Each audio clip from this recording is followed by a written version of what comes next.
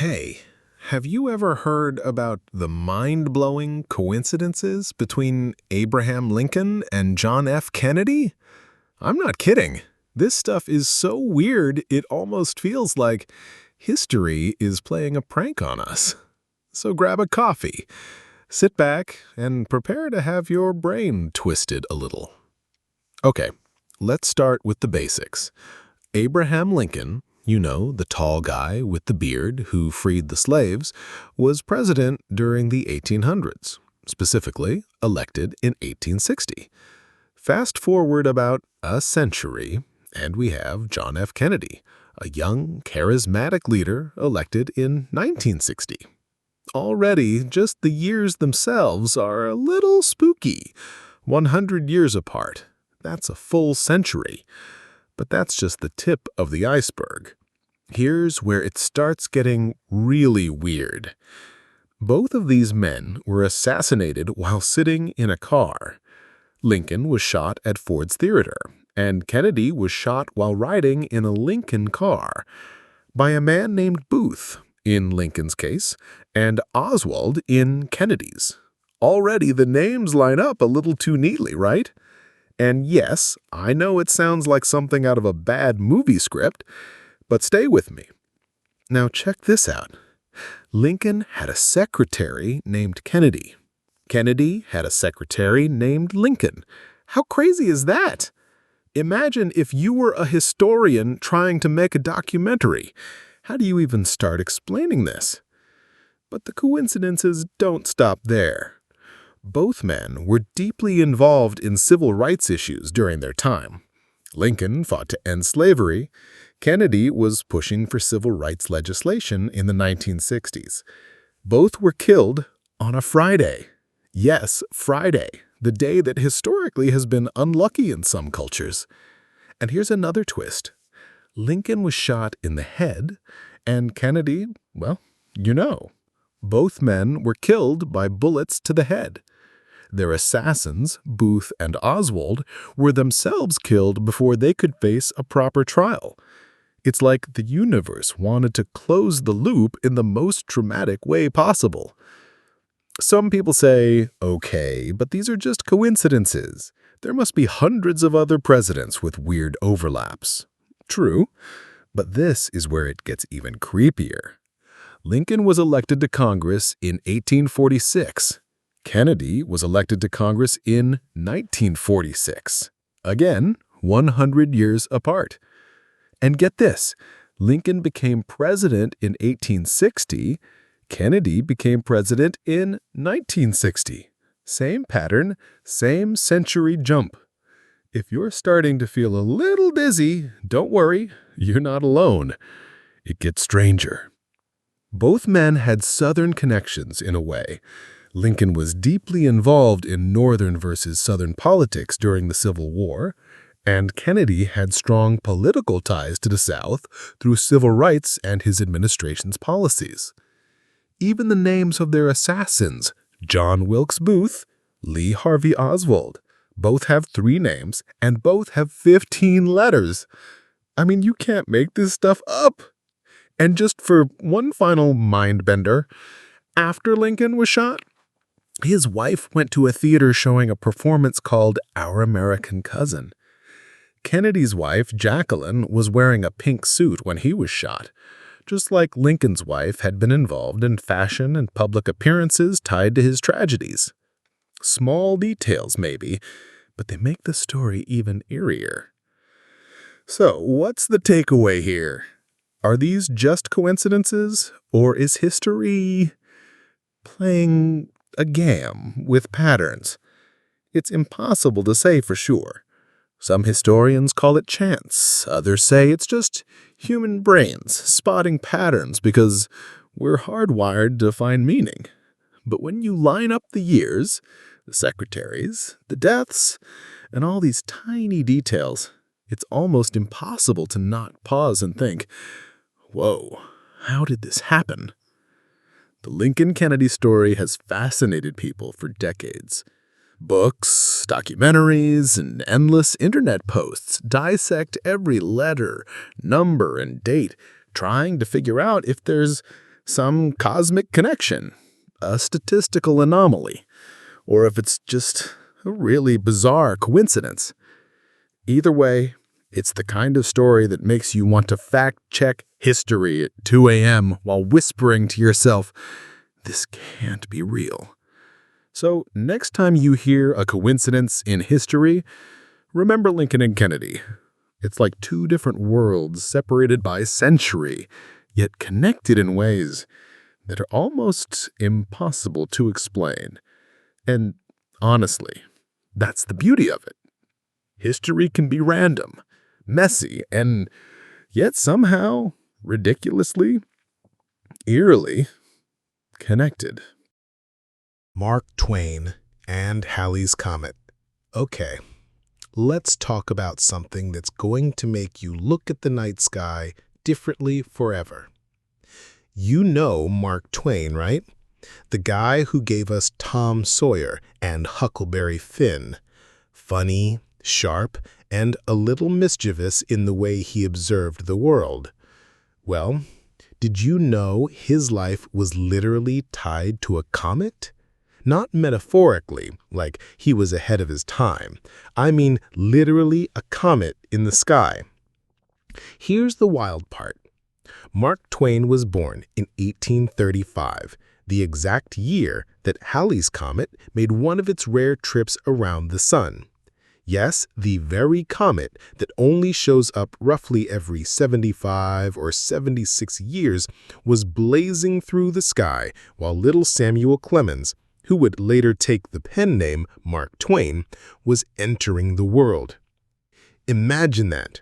While astronomers were pointing telescopes and writing scientific observations, a baby was being born who would go on to write some of the most enduring humor and wisdom in American literature.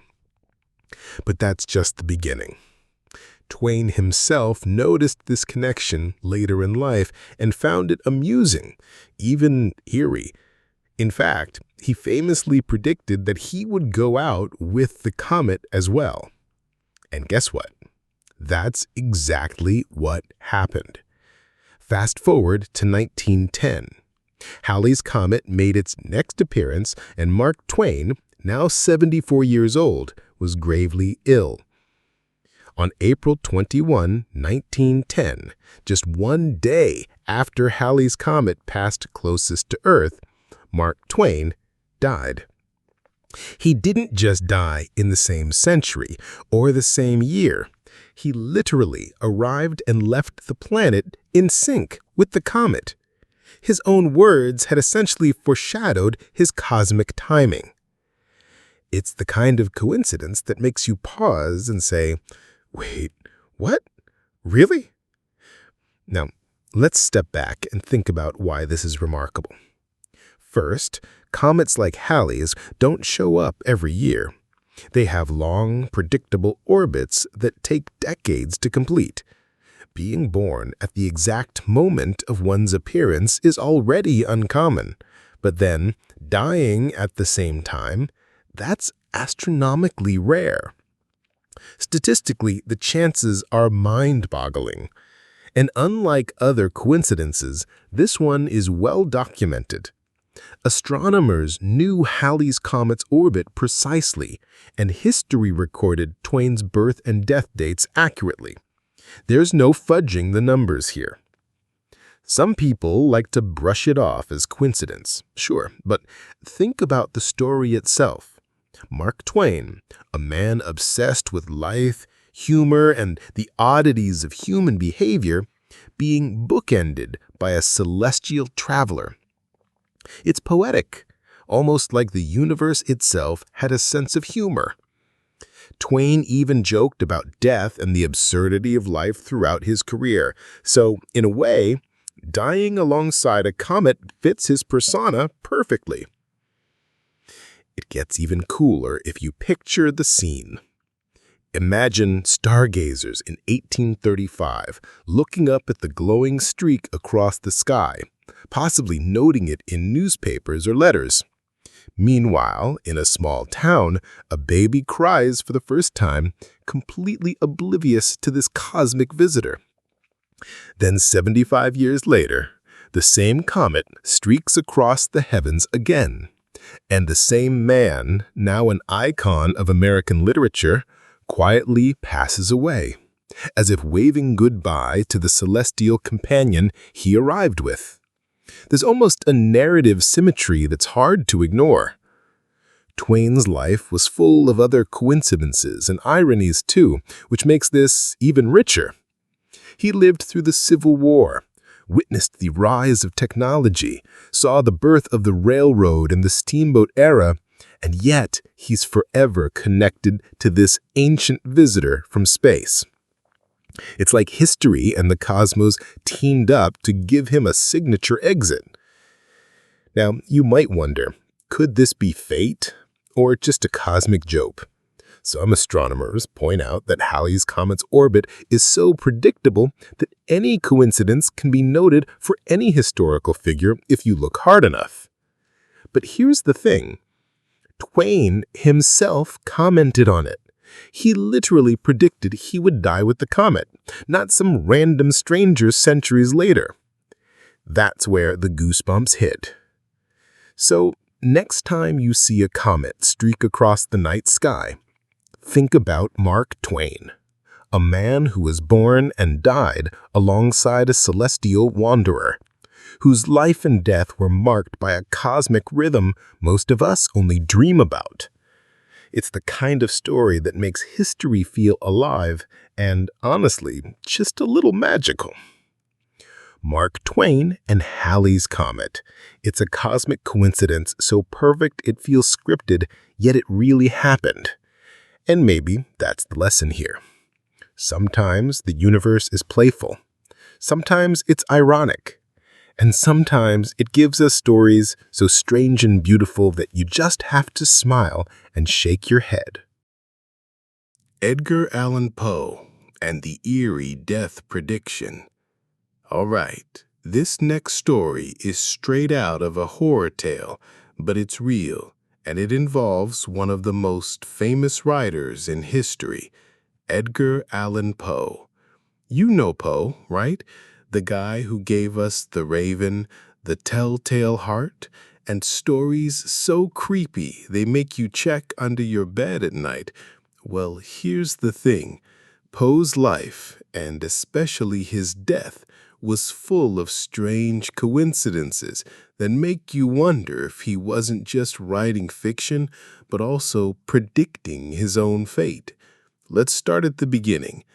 Poe lived in the early 19th century, a time when life was harsh, disease was common, and death could be, well, sudden. He struggled with poverty, personal loss, and the constant shadow of illness. But despite all that, he became famous for crafting tales that explored death, madness, and the supernatural. And here's the eerie part. Some of his stories almost seem to foreshadow exactly how his own end would happen. Take his short story, The Facts in the Case of M. Valdemar. In it, Poe writes about a man who is mesmerized, basically hypnotized, at the exact moment of death, clinging between life and the afterlife. The man can speak and move after he's technically dead, only to finally collapse in a grotesque and horrifying way. Sounds familiar? Poe himself died under mysterious circumstances. In 1849, he was found delirious on the streets of Baltimore in someone else's clothes, barely conscious and unable to explain what happened. He died a few days later, and nobody knows for sure what caused it. Some historians suspect alcohol, disease, or even foul play, but the mystery remains. Now imagine this. Poe had written a story about a man literally suspended between life and death, and decades later, his own death becomes a near-perfect mirror of that idea. People have called it a self-fulfilling fiction or just an eerie coincidence, but when you read it, the parallels are spine-chilling. The delirium, the strange appearance, the inability to explain himself. It's almost like he was living inside one of his own tales. But there's more. Poe often explored the idea of premature burial in his works. Stories like The Premature Burial and The Fall of the House of Usher obsess over the fear of being buried alive. And guess what? Some accounts suggest that his own body after death was almost mishandled by doctors who weren't sure what to do with him. Again, eerily reminiscent of the themes he obsessed over in fiction. Even smaller details line up. Poe was known for his fascination with the macabre. He collected stories of strange deaths, tragic accidents, and bizarre coincidences. And then his own end becomes a story that he might have admired for its dramatic, almost literary quality. It's as if the universe, or fate, decided to turn his life into one final story. Now think about how this lands for us as viewers today. We often read Poe and marvel at his imagination, but in a way, he seems to have blurred the line between life and fiction. His death is still mysterious, unsolved, and oddly poetic. It leaves us wondering, did Poe somehow predict it through his stories? Or is it just a cosmic coincidence that he lived out themes he wrote about obsessively? Either answer gives you chills. And here's a fun mental image. Picture Poe wandering the streets of Baltimore, weak and disoriented, wearing clothes that weren't his own. Picture people staring at him, puzzled as he slips in and out of consciousness. For anyone who's read The Raven, it's like a scene from his imagination, except it's happening in real life to the man who created the stories. It's creepy, tragic, and poetic all at once.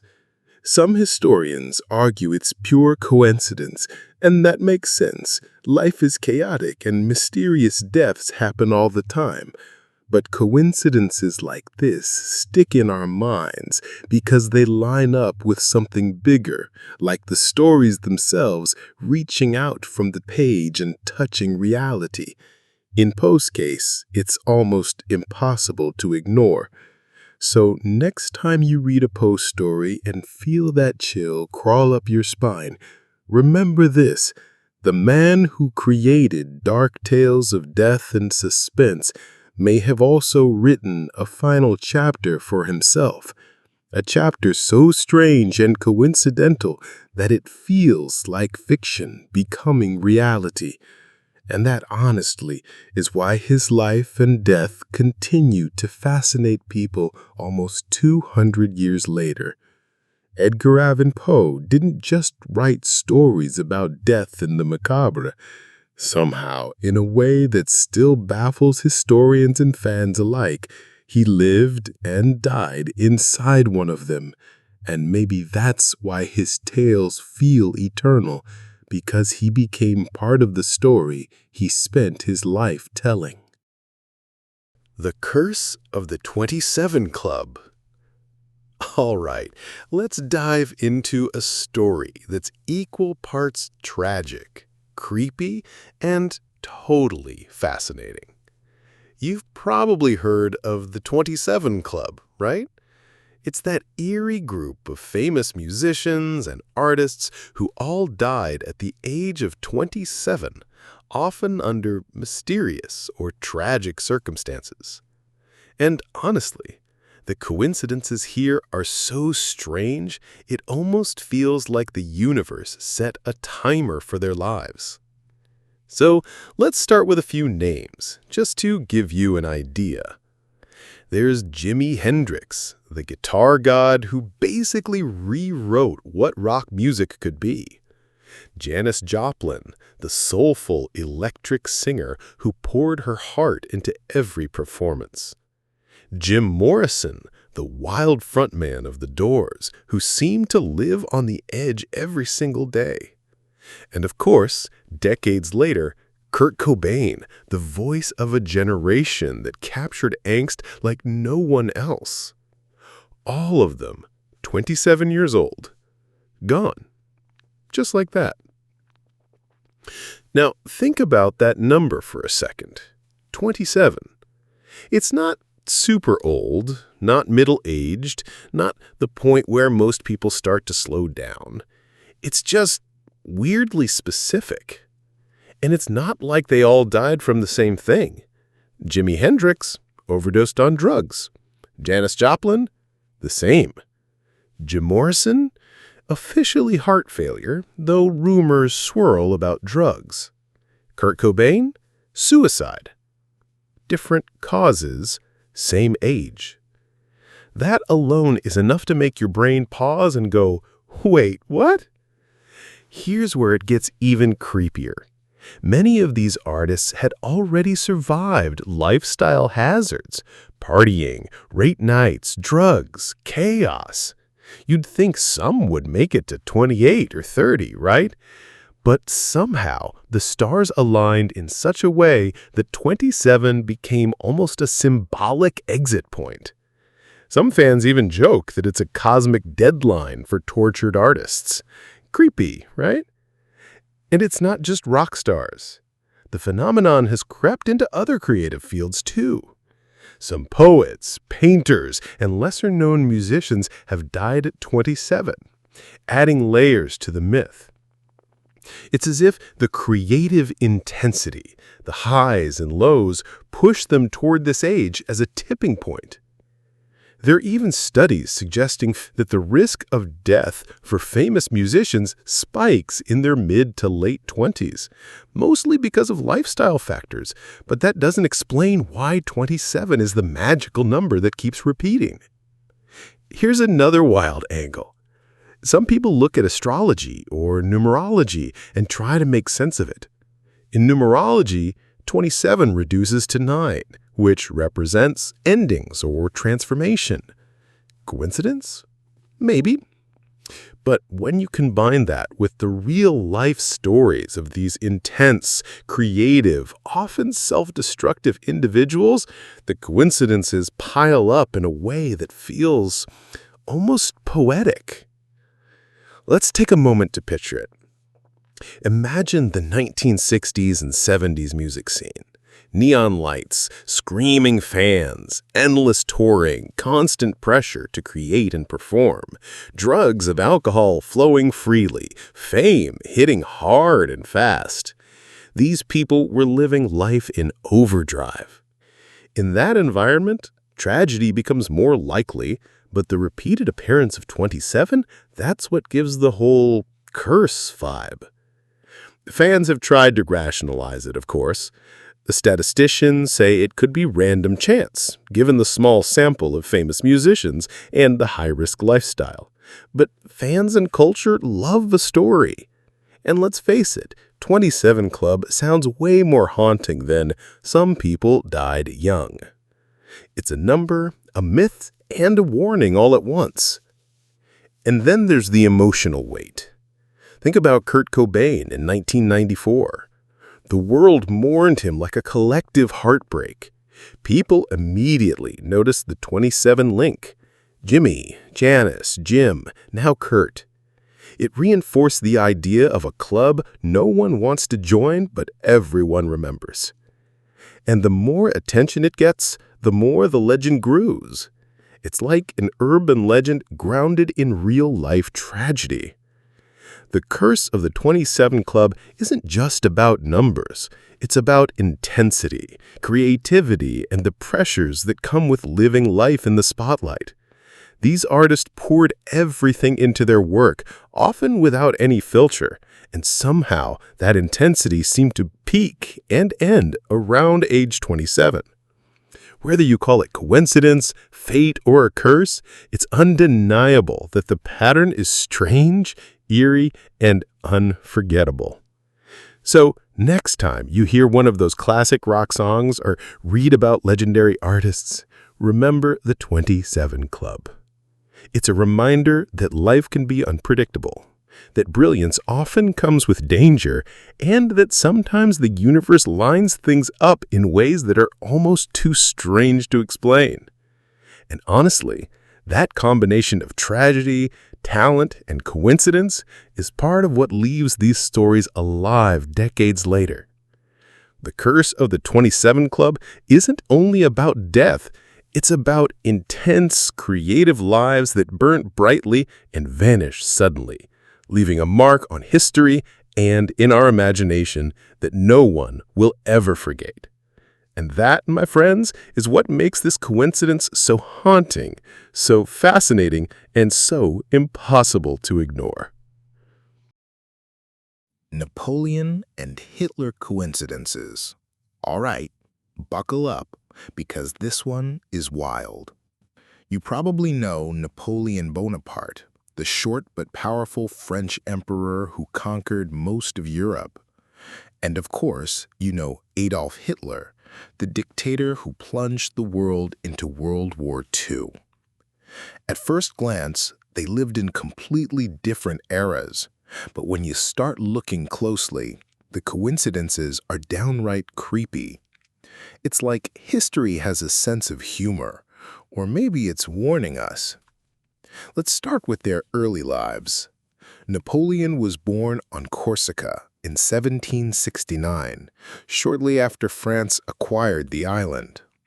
Hitler was born in Austria in 1889, about 120 years later. Already, there's a parallel.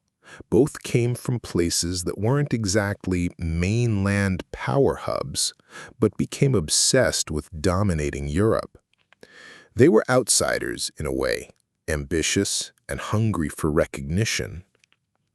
Next, look at their rise to power. Napoleon climbed quickly through military ranks, becoming the Emperor of France in his 30s. Hitler also rose rapidly, starting as a minor political figure and eventually taking total control of Germany. Both were charismatic leaders who used propaganda, grand speeches, and symbolism to rally the masses. They understood the power of image, ritual, and timing. Now here's where it starts getting eerily specific. Both Napoleon and Hitler launched major invasions of Russia. Napoleon in 1812 and Hitler in 1941. And both campaigns ended in disaster. Napoleon's army froze and starved in the Russian winter. Hitler's Wehrmacht faced the same fate decades later. The cold, the underestimation, and the hubris, it's almost a mirror image across time. History repeating itself in the most brutal way. Even the downfall is hauntingly similar. Napoleon was exiled to the island of Elba, escaped, and then finally defeated at Waterloo, and then exiled again to St. Helena, where he died isolated. Hitler, in a grim twist of fate, ended up trapped in a bunker in Berlin and took his own life as defeat became inevitable. Both men, once feared and celebrated, ended in lonely, ignominious final chapters. And it's not just military stuff. Napoleon and Hitler shared an obsession with symbolic power. Napoleon crowned himself emperor instead of letting the Pope do it, sending a message that he answered to no one. Hitler was obsessed with grand architecture, parades, and creating the image of a perfect empire. Both understood that perception could be as powerful as reality. Here's another creepy layer: height myths. Napoleon is often remembered as extremely short, though historians debate this. Meanwhile, Hitler had insecurities about his height and image. Both men's images became larger than life in history, so much so that their physical appearances are constantly discussed and mythologized. Their stature became symbolic one way or another. Even their personal lives had parallels. Both had failed romantic relationships that affected their personality and leadership style. Both were obsessed with control and micromanagement, rarely trusting others with critical decisions. And both left an indelible mark on Europe that would influence politics, borders, and ideology for generations. Now, here's a moment to pause and let it sink in. Two men, separated by more than a century, with different backgrounds, cultures, and contexts, following patterns of ambition, conquest, hubris, and disaster so similar it feels almost scripted. And it's not just historians who notice it. Writers, philosophers, and even conspiracy theorists have pointed out that the parallels, from invasions to propaganda techniques to their dramatic downfalls, are striking. You start to wonder if there's something in human history that produces these archetypal leaders, or if it's just coincidence that lines up so neatly. So what's the takeaway here? Napoleon and Hitler weren't clones or reincarnations, obviously, but their stories are like two sides of the same coin.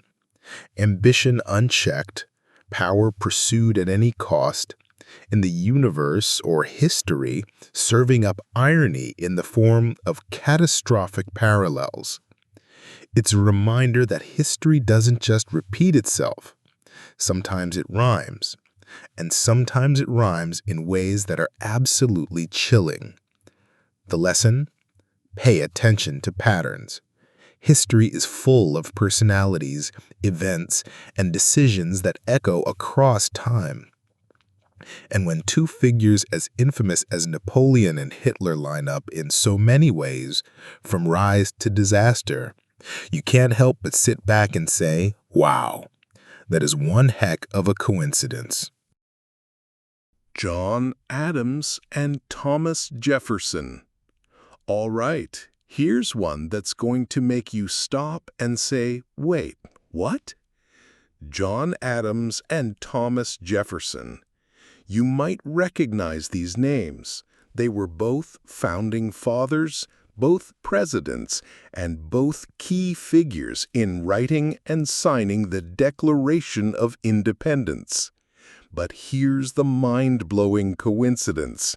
They both died on July 4th, 1826.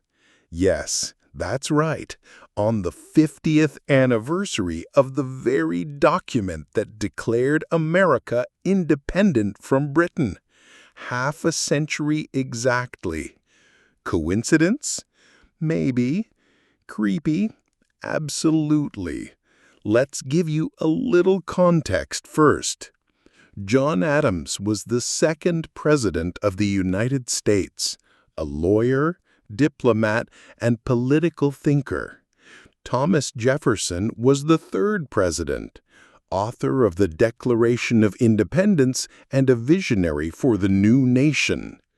They were friends, rivals, correspondents, and sometimes adversaries, navigating the chaotic birth of a new country.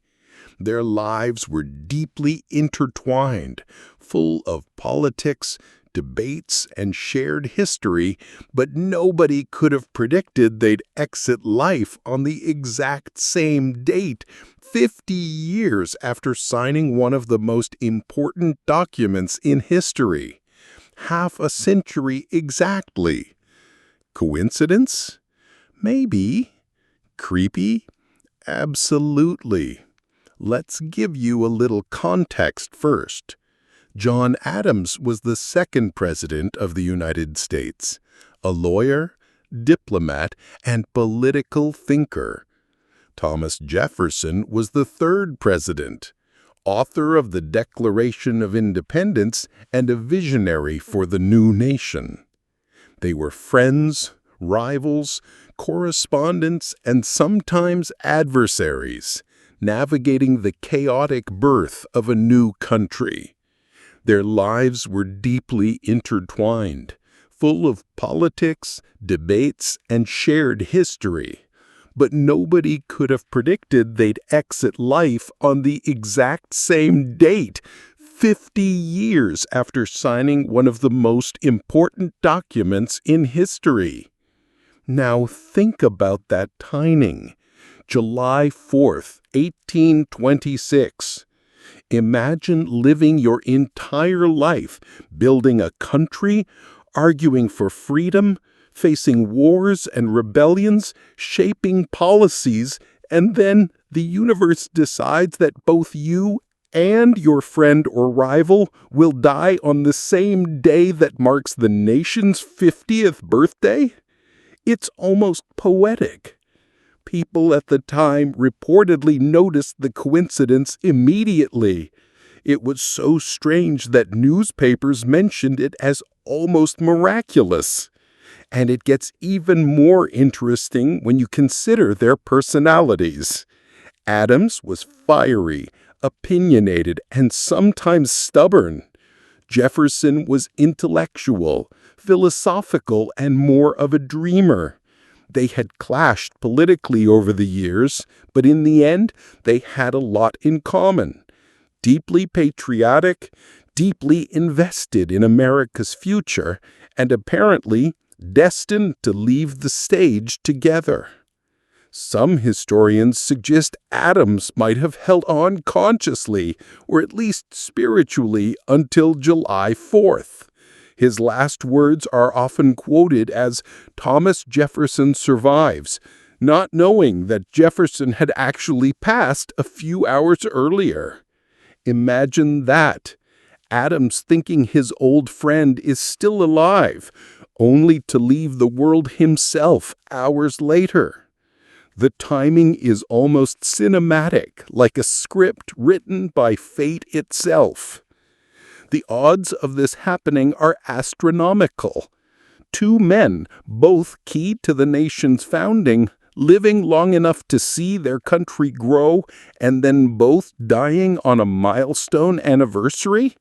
Of course, people sometimes shrug and say it's just coincidence. But the human mind loves patterns. And when history lines up this perfectly, it's impossible not to feel a chill. And there's more to it. Both men had continued to correspond throughout their lives, exchanging letters that reflected on politics, philosophy, and friendship. Their letters are considered some of the richest historical documents in American history. So, not only were they intertwined in life and politics, but their intellectual connection lasted decades. Their deaths on the same day almost feel like the final punctuation on a story that had been unfolding for a lifetime. Here is a way to picture it. Imagine 1826, the 50th Independence Day. Fireworks might have been set off, towns celebrated with speeches and parades, and people across the young United States were honoring their nation's birth. Meanwhile, two of its greatest architects are quietly passing away, leaving a world that will remember them forever. The timing gives a sense of symmetry, almost like history itself wanted to commemorate them. And the story sticks because it's not just about dying on the same date. It's about the coincidence of history, friendship, rivalry, and the birth of a nation. It's a reminder that life sometimes lines up in ways that are too perfect to ignore. Their deaths on July 4th don't just mark endings. They highlight the intertwined nature of human stories, ambitions, and legacies. So next time you see fireworks on Independence Day, think about Adams and Jefferson, two founding fathers, two men with different temperaments, but a shared vision for freedom. And then, 50 years to the day after making history, they both left the world. It's one of those coincidences that makes you wonder about fate, timing, and the strange, poetic ways history sometimes writes itself. And honestly, that's what makes their story unforgettable. Ötzi the Iceman and his tattoos. Okay, here's one that's going to blow your mind if you're into history, mystery, or just weird coincidences across time. Meet Ötzi the Iceman. He's not a rock star or a president or a famous writer, but his story is just as fascinating and way older. Ötzi lived over 5,000 years ago during the Copper Age, and his frozen body was discovered in the Alps in 1991. That's right, this dude has been chilling in ice for millennia, completely preserved, and scientists have been studying him like he's a time capsule. Now, here's where the coincidence and the mind-blowing part starts.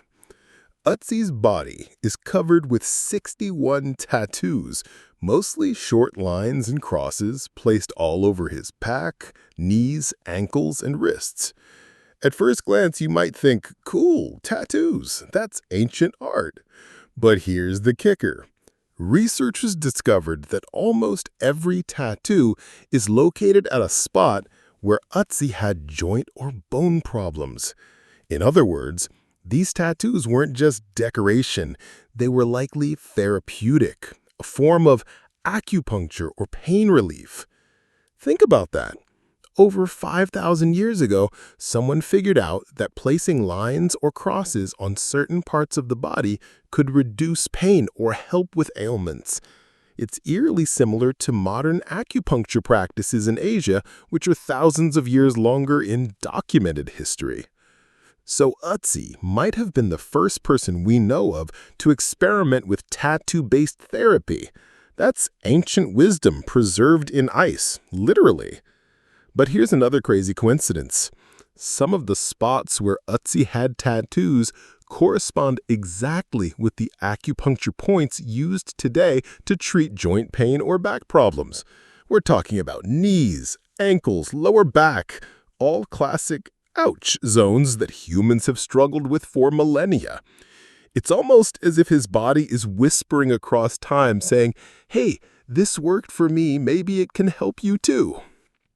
And let's not forget how Ötzi died, mysteriously and violently. He was shot with an arrow in the shoulder, and his body ended up in a glacier perfectly preserved for thousands of years. Imagine being a random hiker in the Alps in 1991 and stumbling upon a 5,000-year-old man with tattoos that tell a story about ancient medicine. That's not just coincidence, it's like history hitting you over the head with a cosmic irony. Scientists have also examined his bones and found evidence of arthritis and joint degeneration, which matches exactly where the tattoos are. It's as if Ötzi was literally using his tattoos to treat himself, or maybe a healer in his tribe did it for him. Either way, it's one of the earliest known examples of therapeutic intervention in human history. Who would have thought tattoos could be this smart? Now, here's a fun perspective. Today, we often think tattoos are purely artistic or expressive, but in Ötzi's case, tattoos were functional. They were part of his survival toolkit, a prehistoric solution to chronic pain and evidence that humans have been experimenting with medical practices far earlier than we ever imagined. In a way, Ötzi is like the original doctor meets artist. And here's the cherry on top of the coincidence cake. Ötzi's tattoos were discovered thousands of years later exactly where modern science would tell us to put pain relief needles or apply therapy. Imagine if he could see us now, frozen in ice for millennia, yet still relevant.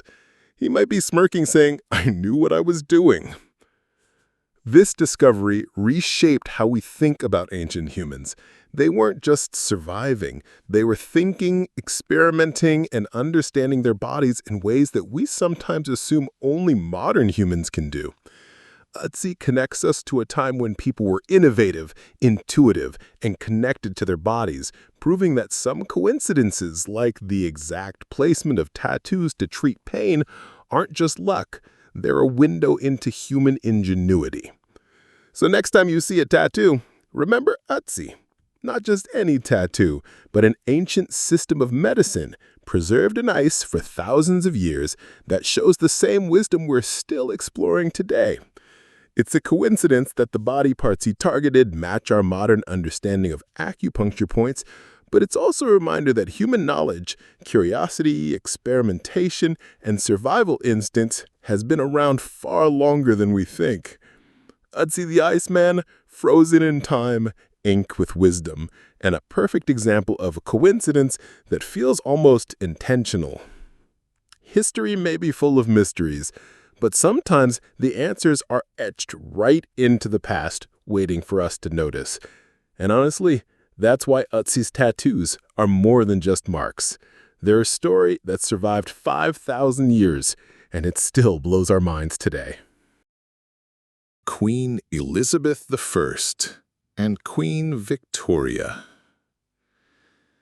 Okay, history fans, this one is going to feel like déjà vu.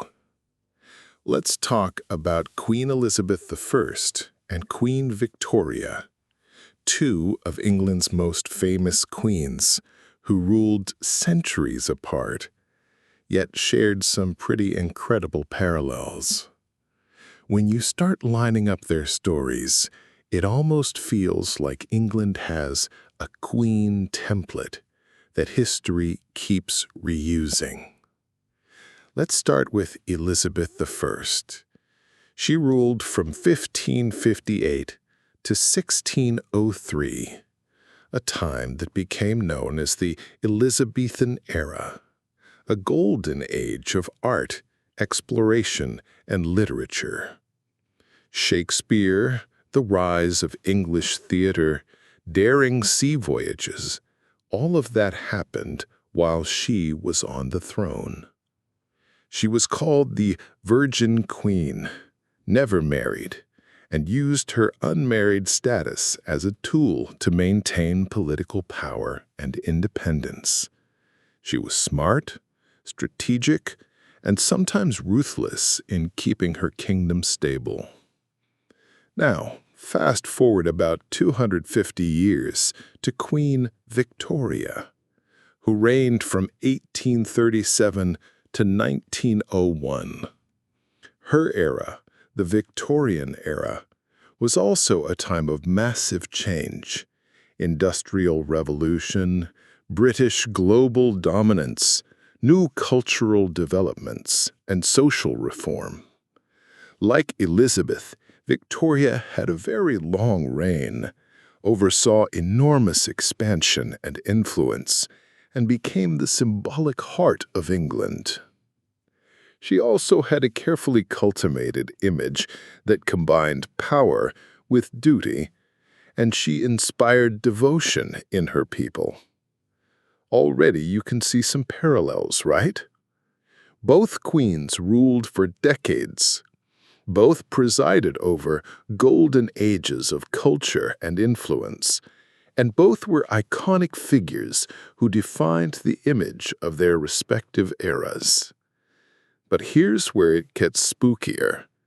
Elizabeth never married and used her status as a political tool, while Victoria famously married and had children, yet she became a symbol of moral authority and national stability. Despite these differences, both women's personal lives became inseparable from their public legacies. In other words, history remembers them as much for their persona as their policies. Let's dive deeper. Both queens navigated challenging political landscapes dominated by men.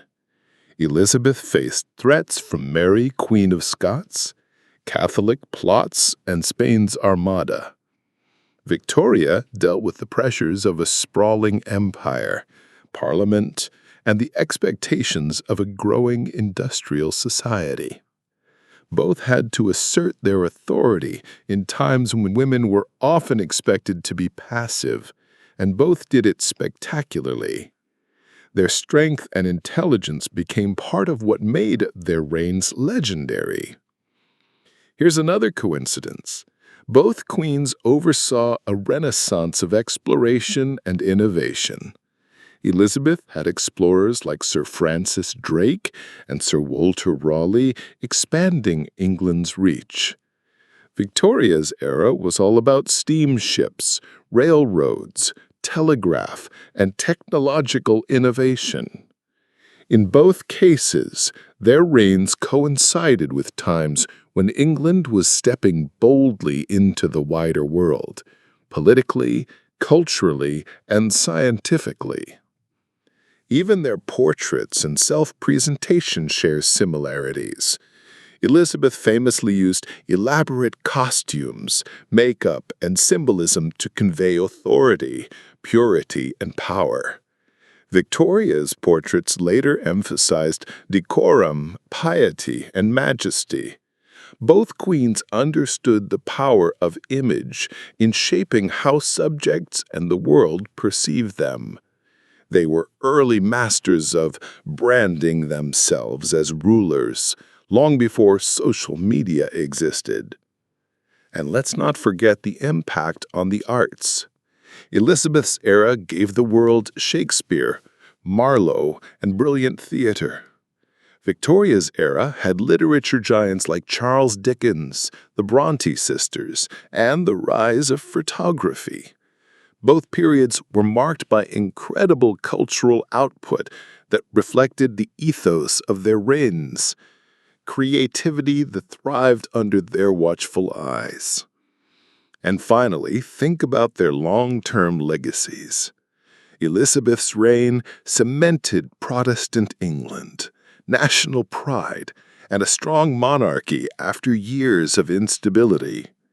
Victoria's reign left a global footprint, moral standards, and the concept of a symbolic constitutional monarchy that influenced the world. Both became icons that defined England in ways that lasted far beyond their lifetimes. So, what's the takeaway? Elizabeth I and Victoria may have ruled centuries apart, but their lives are packed with coincidences and parallels. Long reigns, golden ages, navigating male-dominated politics, shaping culture, understanding image, and leaving legacies that still define England today. It's almost like England found a blueprint for a perfect queen, and history repeated it in style. The story of Elizabeth and Victoria isn't just about royalty. It's about how leadership, timing, and cultural context can align in remarkable ways. Two different women, two different centuries, yet so many shared patterns that it feels like a cosmic coincidence, or maybe history has a sense of symmetry. Either way, it's fascinating, inspiring, and a little uncanny. Queen Elizabeth I and Queen Victoria, proof that sometimes history likes to rhyme, and it does it with royalty, power, and a touch of majesty that lasts for centuries. The death of Edgar Allan Poe and the coincidence of timing. All right, let's dive into a story that feels like it was ripped straight out of one of Poe's own tales. You all know Edgar Allan Poe, right? The master of horror, suspense, and all things creepy. But here's the thing. His own death is almost as mysterious and coincidentally timed as the stories he wrote. Seriously, it's the kind of coincidence that makes you pause and say, wait, how is that even possible? Edgar Allan Poe lived in the early 19th century, a time when life could be harsh, diseases were rampant, and poverty was all too common. He struggled throughout his life with financial troubles, personal loss, and, of course, his own demons with alcohol and depression. But despite all that, he became famous for writing stories that explored death, madness, and the macabre. And here's the eerie part. Some of his stories almost seem to predict his own death in a way that's chillingly specific. Take his story, The Facts in the Case of M. Valdemer. It's about a man who's hypnotized at the moment of death, suspended between life and death, able to speak and move, even though he's technically dead. The story ends in a grotesque, horrifying collapse when the trance is broken. Now, flash forward to 1849. Poe is found delirious in the streets of Baltimore, wearing clothes that weren't his, barely conscious, and unable to explain what happened. He died a few days later under mysterious circumstances. Notice anything familiar? The suspension between life and death, the delirium, the inability to explain himself. Spooky, right? Even the details of his death echo his stories. Poe was found on October 3, 1849, in a state of confusion and distress. Some accounts suggest he was in and out of consciousness, hallucinating or experiencing extreme delirium. The cause of death is still debated: alcohol, disease, or maybe even foul play. But the timing and manner of his passing are eerily aligned with the themes he explored in fiction. His life and his literary work almost collided in real life at the very end. And it's not just that one story. Poe often wrote about premature burial, fear of being trapped, or people witnessing bizarre deaths. The premature burial is a great example. He had a fascination with death, the unknown, and the moment when life slips away. To think that his own death mirrored the very mysteries he obsessively explored is, well, it's chilling. It's like he lived inside his own tales, and his exit from life became a final, unintentional story. Here's another layer. People at the time noticed the coincidence immediately. His death wasn't just tragic, it was strange and mysterious, and, in a way, poetic. Imagine being a contemporary of Poe, reading his stories, and then seeing him die in a way that almost felt like fiction coming alive. It must have felt like the universe was echoing his work back to the world. Now, let's think about why this coincidence is so compelling. Stories are powerful because they reflect life, or what we perceive as life. Poe's fascination with death and the macabre was not just artistic curiosity. It seems like he was tuned into the darker rhythms of existence. When his death aligns so perfectly with the scenarios he wrote about, it gives his life this surreal symmetry. It's almost as if his imagination reached beyond the page and touched the reality of his own existence. And the irony? Poe himself was very aware of death and its inevitability. He wrote constantly about mortality, decay, and the thin line between life and the unknown. So in a way, his death isn't just a coincidence, it's almost like the universe gave him the perfect final scene, one that his readers could have imagined in one of his own stories. So, here's the takeaway. Edgar Allan Poe's death is a coincidence that transcends mere numbers or dates. It's a story of timing, thematic resonance, and eerie alignment between life and art. His delirium, mysterious circumstances, and the mirroring of his fiction make his passing feel almost scripted, yet it was real. It's a perfect example of how coincidences can be more than random. They can feel like destiny, irony, or cosmic storytelling. Edgar Allan Poe, master of horror, genius of suspense, and a man whose life and death merged in a coincidence so strange, so perfectly timed, it almost seems unworldly. And that, my friends, is why his story still haunts us today. Tsar Nicholas II and Romanov imposters. Coincidences. All right, here's a story that's full of mystery, tragedy, and some downright bizarre coincidences. Let's talk about Tsar Nicholas II, the last emperor of Russia, and the strange saga of Romanov imposters that followed his death. If you think history is straightforward, think again. This one will make your head spin. Nicholas II ruled Russia from 1894 to 1917, a time of great turmoil.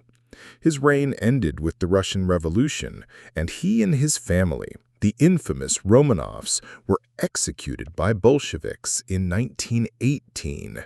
It was supposed to be the end of the line, the final chapter for the Romanovs. But here's where the coincidence and weirdness starts.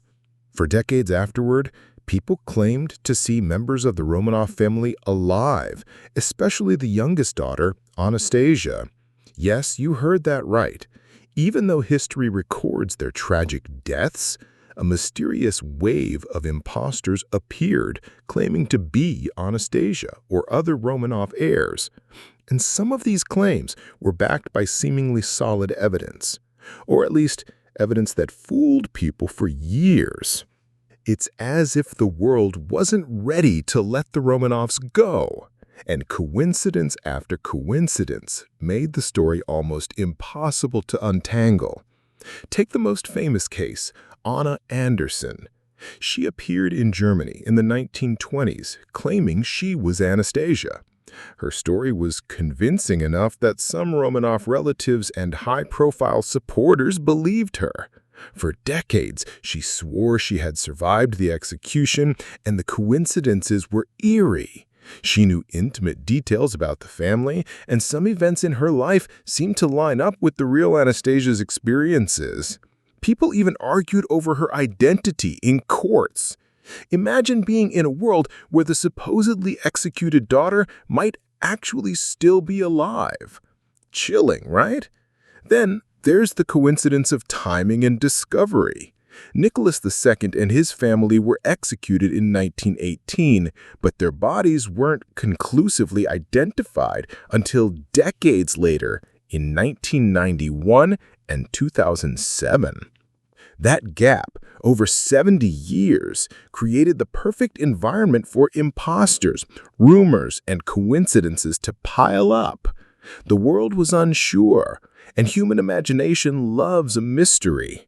People clung to stories that seemed too specific to be false, even though DNA and modern science eventually confirmed the truth. And the coincidences don't stop there.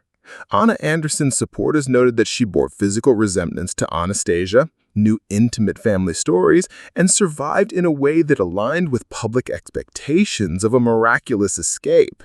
It's uncanny how all these pieces fit into a narrative that seems too coherent to be purely coincidental, even though DNA eventually proved otherwise.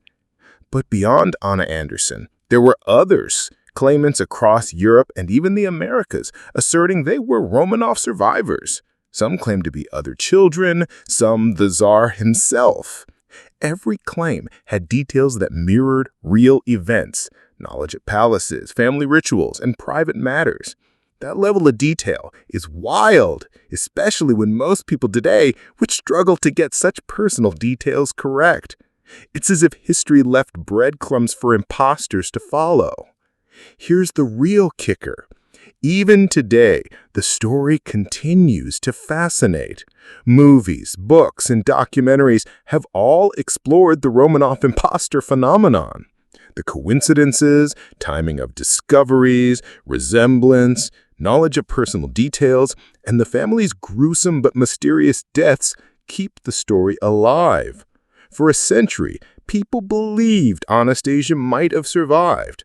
And even though science solved the puzzle, the coincidences make it feel like the story had a life of its own, independent of reality.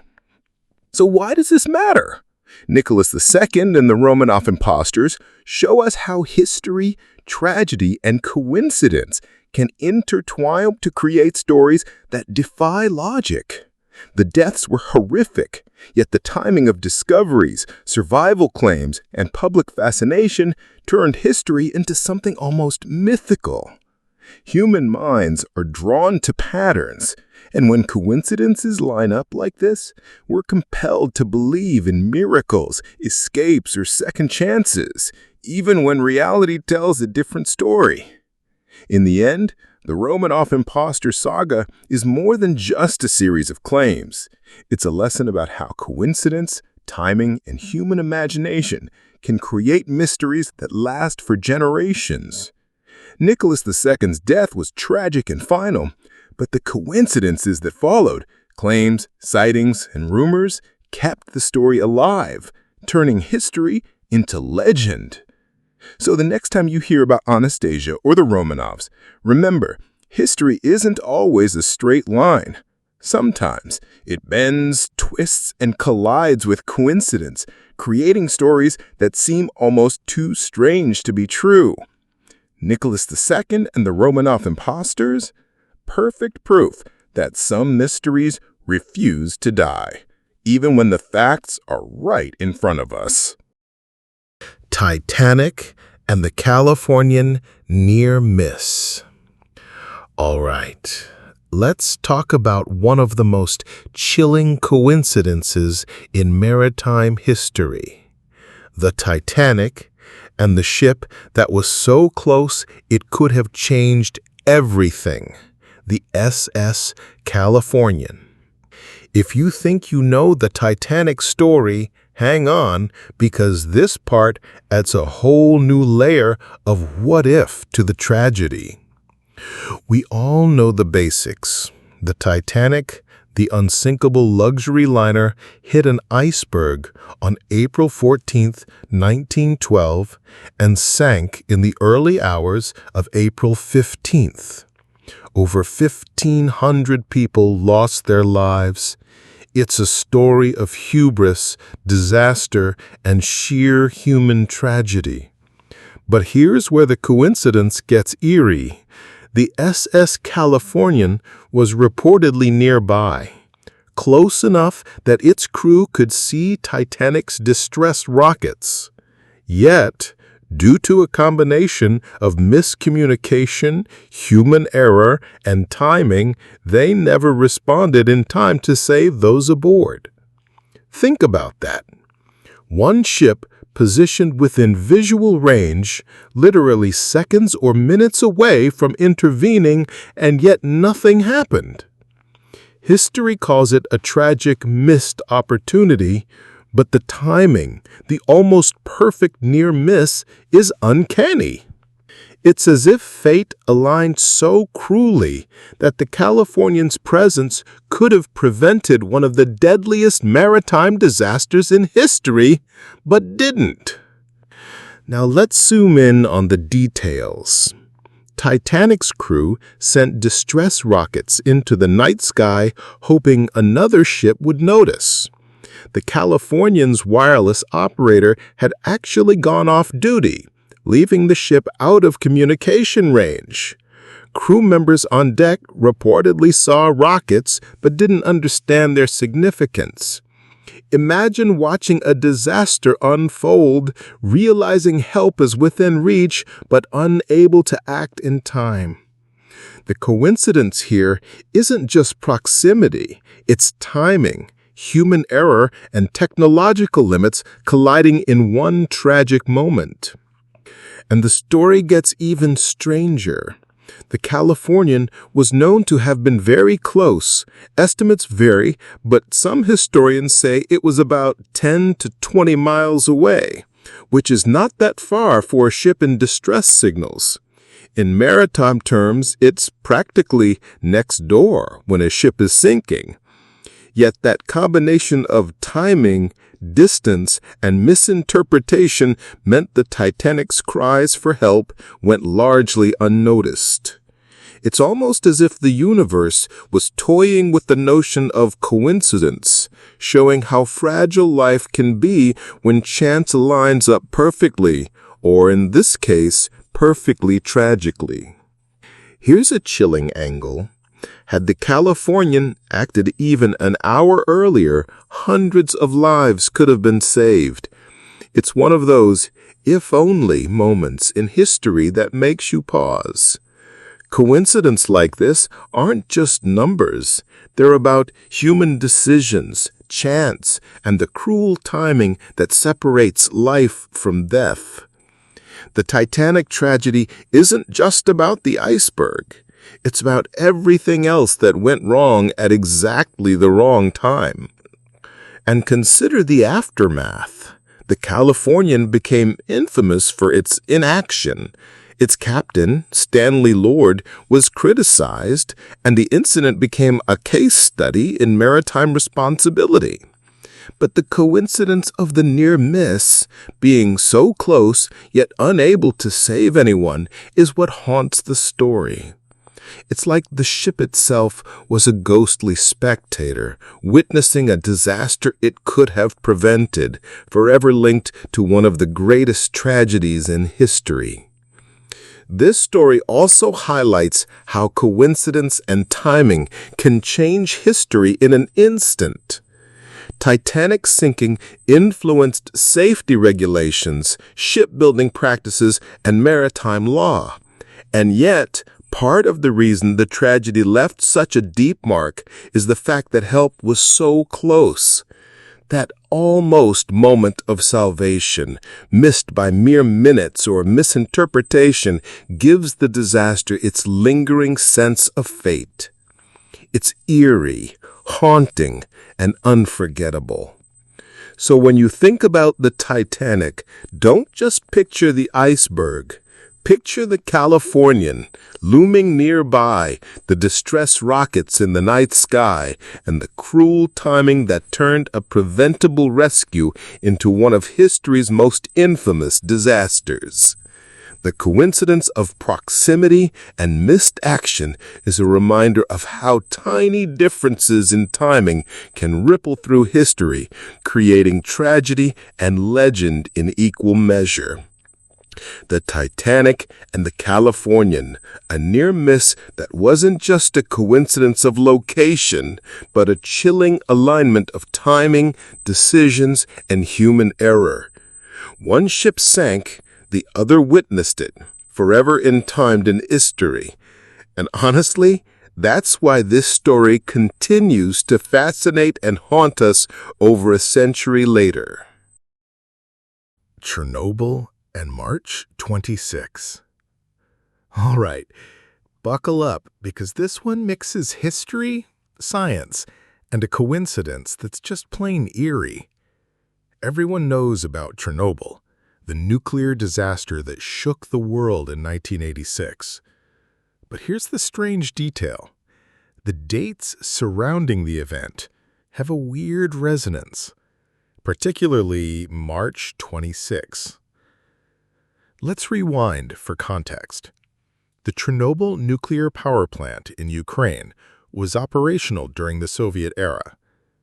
On April 26, 1986, Reactor 4 exploded during a safety test gone horribly wrong, releasing massive amounts of radioactive material into the environment. It's considered one of the worst nuclear disasters in history, affecting not just Ukraine, but the entire planet in terms of fallout and environmental impact. Here's where March 26 enters the story. Some historical and observational records note that certain critical decisions, tests, or precursor events at Chernobyl began or were planned around March 26. For example, safety drills, reactor stress tests, and initial preparations leading to the fateful experiment started roughly a month earlier. It's almost like March 26 marks the quiet calm before the storm. In hindsight, it's eerie because it shows how the disaster wasn't just a single moment. It was preceded by a chain of events lining up, almost like dominoes. Now, why is this significant? Well, March 26 is often cited in discussions of coincidences or historical foreshadowing. A number of smaller incidents, early warnings, or engineering decisions connected to Reactor 4 appear to converge around that date. It's not that the reactor exploded on March 26, but if you follow the timeline, March 26 seems to set the stage for the catastrophic events of April 26. For historians and disaster analysts, it's one of those, that's weird, moments. Multiple steps in the lead-up to tragedy happen around the same date, a month before the main event. To make it even stranger, the disaster itself exposed patterns of coincidence in human error, bureaucracy, and timing.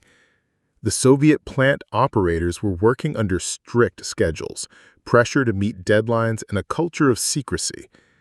Decisions that might have seemed minor, like test procedures, reactor adjustments, or ignoring safety warnings, lined up perfectly with critical moments. And guess what? Some of those decisions trace back to the late March timeline, particularly March 26 as a pivotal date in reactor operation records. It's almost poetic, in a dark way. March 26 was quiet, uneventful for most people, yet it marked the beginning of a chain reaction, literally and figuratively, that led to one of the world's most infamous disasters. In historical terms, it's a reminder that dates aren't just numbers. They can serve as markers of coincidence, signaling when a series of events align toward inevitable outcomes. Another fascinating coincidence is how the disaster timeline itself seems eerily structured.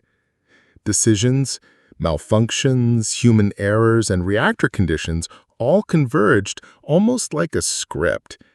Some analysts have pointed out that if even one key factor had occurred a day earlier or later, the explosion might have been prevented. That March 26 preparation period, then, becomes a haunting example of how timing and coincidence can intersect with human error to produce catastrophe. And there's a psychological angle, too. Knowing the timeline, looking back, and seeing March 26 as a precursor adds a layer of inevitability and eeriness. We can't change history, but we notice patterns.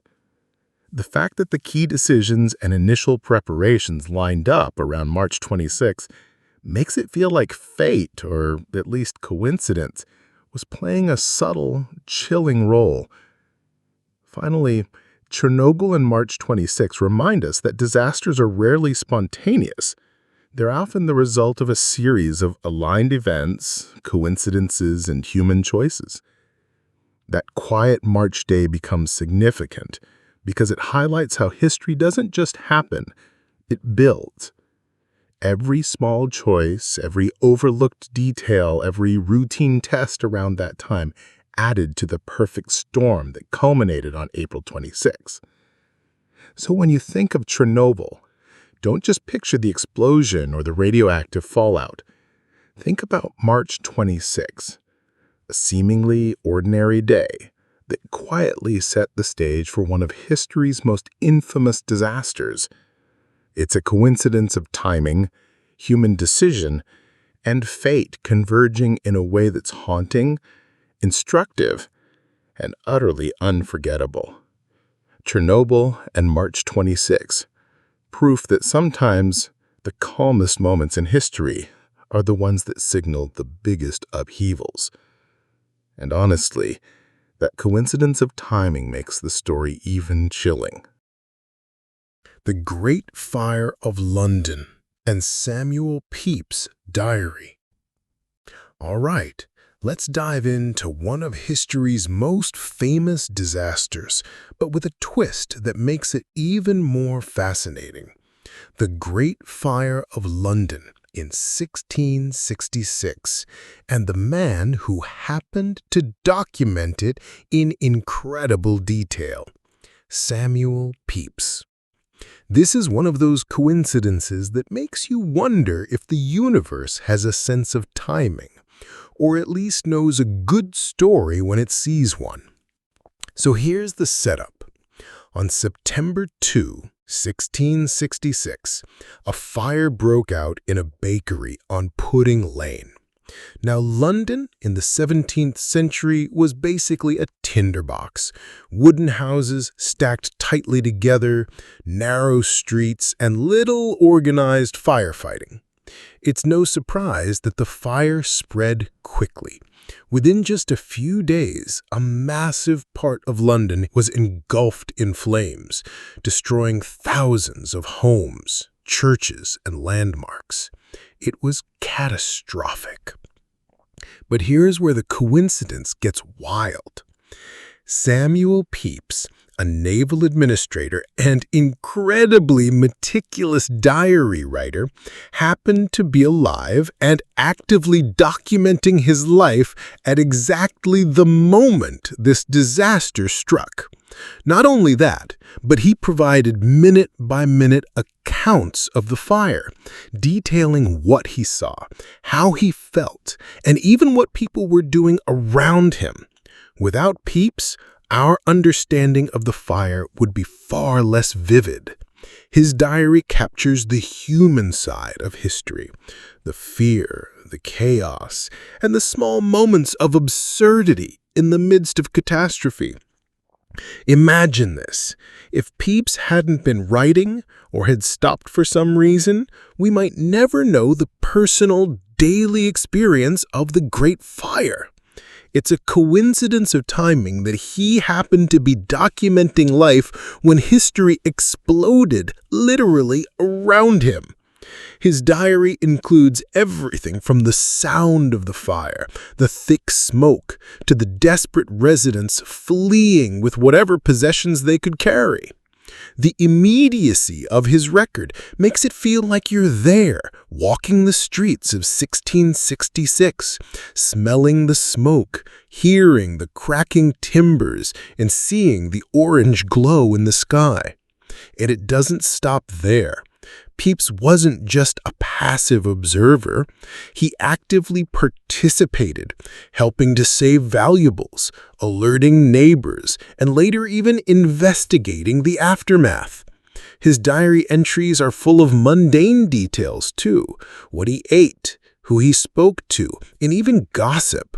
But in the context of disaster, these details are gold. They give historians and readers a window into the everyday life of Londoners in the 17th century, showing how coincidence, human behavior, and catastrophe intertwine. Another crazy layer, Pepys's account is so precise that it has been used for modern research and mapping of the fire. Scholars have traced the fire spread through his descriptions and reconstructed the disaster block by block. That's right.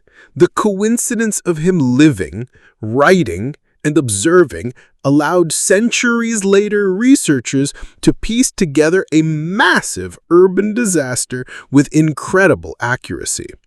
His personal hobby of diary writing became an invaluable historical tool purely because the timing aligned with one of London's most infamous events. And here's a thought that will blow your mind. The Great Fire occurred the year after the plague of 1665. London was already vulnerable. People were on edge, and the city needed records for insurance and rebuilding. Pepys's diary became more than a personal reflection. It's a primary historical record, a time capsule of coincidence meeting necessity. He didn't plan for it to become invaluable history, but that's exactly what happened. The coincidence is almost cinematic. A major disaster, a meticulous observer, and the survival of his diary for centuries. What makes this story even more compelling is that Pepys's diary wasn't published until long after his death. That means for a while, no one outside his circle knew about this first-hand account. Today, we marvel at the coincidence that the one man who meticulously recorded life also happened to capture one of London's defining disasters in unprecedented detail. Without him, the fire might just be a series of statistics and vague reports. With him, it's alive, human, and unforgettable. So when you think about the Great Fire of London, don't just picture flames and destruction. Think about the coincidence of a man with a diary who happened to be alive and writing at exactly the right time. His observations give us an intimate, eerie, and sometimes amusing look at how humans react in the face of disaster. Samuel Pepys and the Great Fire of London, a coincidence that made history livid, relatable, and unforgettable. Hindenburg and same hangar number. Okay, history buffs, buckle up, because this is one of those coincidences that will make your jaw drop. We all know about the Hindenburg disaster, that shocking moment in 1937 when the massive German airship burst into flames while attempting to dock in New Jersey. But there's a weird little coincidence tied with hangar numbers that most people don't know about. And it's the kind of detail that makes history feel just a little uncanny. Let's start with the basics. The Hindenburg, a gigantic Zeppelin, was the pride of German engineering. It was 804 feet long, carried passengers across the Atlantic, and was seen as the future of air travel. On May 6, 1937, as it tried to dock at the Lakehurst Naval Air Station, disaster struck. The ship caught fire, collapsed, and 36 people tragically lost their lives. The images, the newsreel footage, and the famous "Oh, the Humanity" broadcast turned this event into one of the most iconic disasters of the 20th century. But here's the eerie coincidence. The Hindenburg had been moored in a hangar with the same number at its previous disastrous landing attempt and at its final docking. That's right, history repeated itself in a way that is almost hard to believe. The hangar number is just a tiny detail, a seemingly mundane administrative label, but the fact that the airship was tied to the same number in both incidents adds a layer of uncanny symmetry. It's almost like fate or coincidence was playing a subtle role. Think about it. Hangars are typically numbered for practical reasons, organization, logistics, and efficiency. But the recurrence of the same number in connection with the Hindenburg's catastrophic moments gives the event an almost storybook quality. Imagine if it had been Hangar 5 on both occasions. A small number, ordinary on the surface, yet linked to a disaster that shocked the world. For aviation enthusiasts and historians, it's a little thread of coincidence that makes you pause.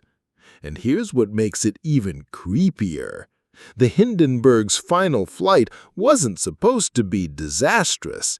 It was a routine docking procedure, part of the regular transatlantic schedule. Engineers and crew had meticulously planned every detail. Yet the disaster struck, and the hangar number connection is one of those tiny, almost poetic coincidences that history throws at us. It's a reminder that even in the world of precise engineering, random chance and strange patterns can appear. Now, let's talk about timing and context. The Hindenburg had faced previous minor incidents, technical issues, and near misses on its flights. Each time, everything seemed normal until the fateful moment. The hangar number coincidence highlights how certain patterns repeat in history, sometimes in the most trivial details, yet they stand out in hindsight because of the dramatic outcomes. The number becomes a symbol of eerie alignment rather than mere logistics. And there's a psychological angle, too. Humans love to notice patterns, especially in moments of tragedy. The hangar number is a tiny detail, but paired with the disaster, it sticks in the mind. People look back and think, wait, the same number twice? That can't be random. And that's exactly why this coincidence is so compelling. It's small, seemingly insignificant, yet impossible to ignore once you know it. This story also highlights how coincidences can make historical events feel almost fated or cinematic. The Hindenburg disaster was already shocking. The massive ship, the fire, the media coverage. But small details like the recurring hangar number turn history into something that feels almost scripted.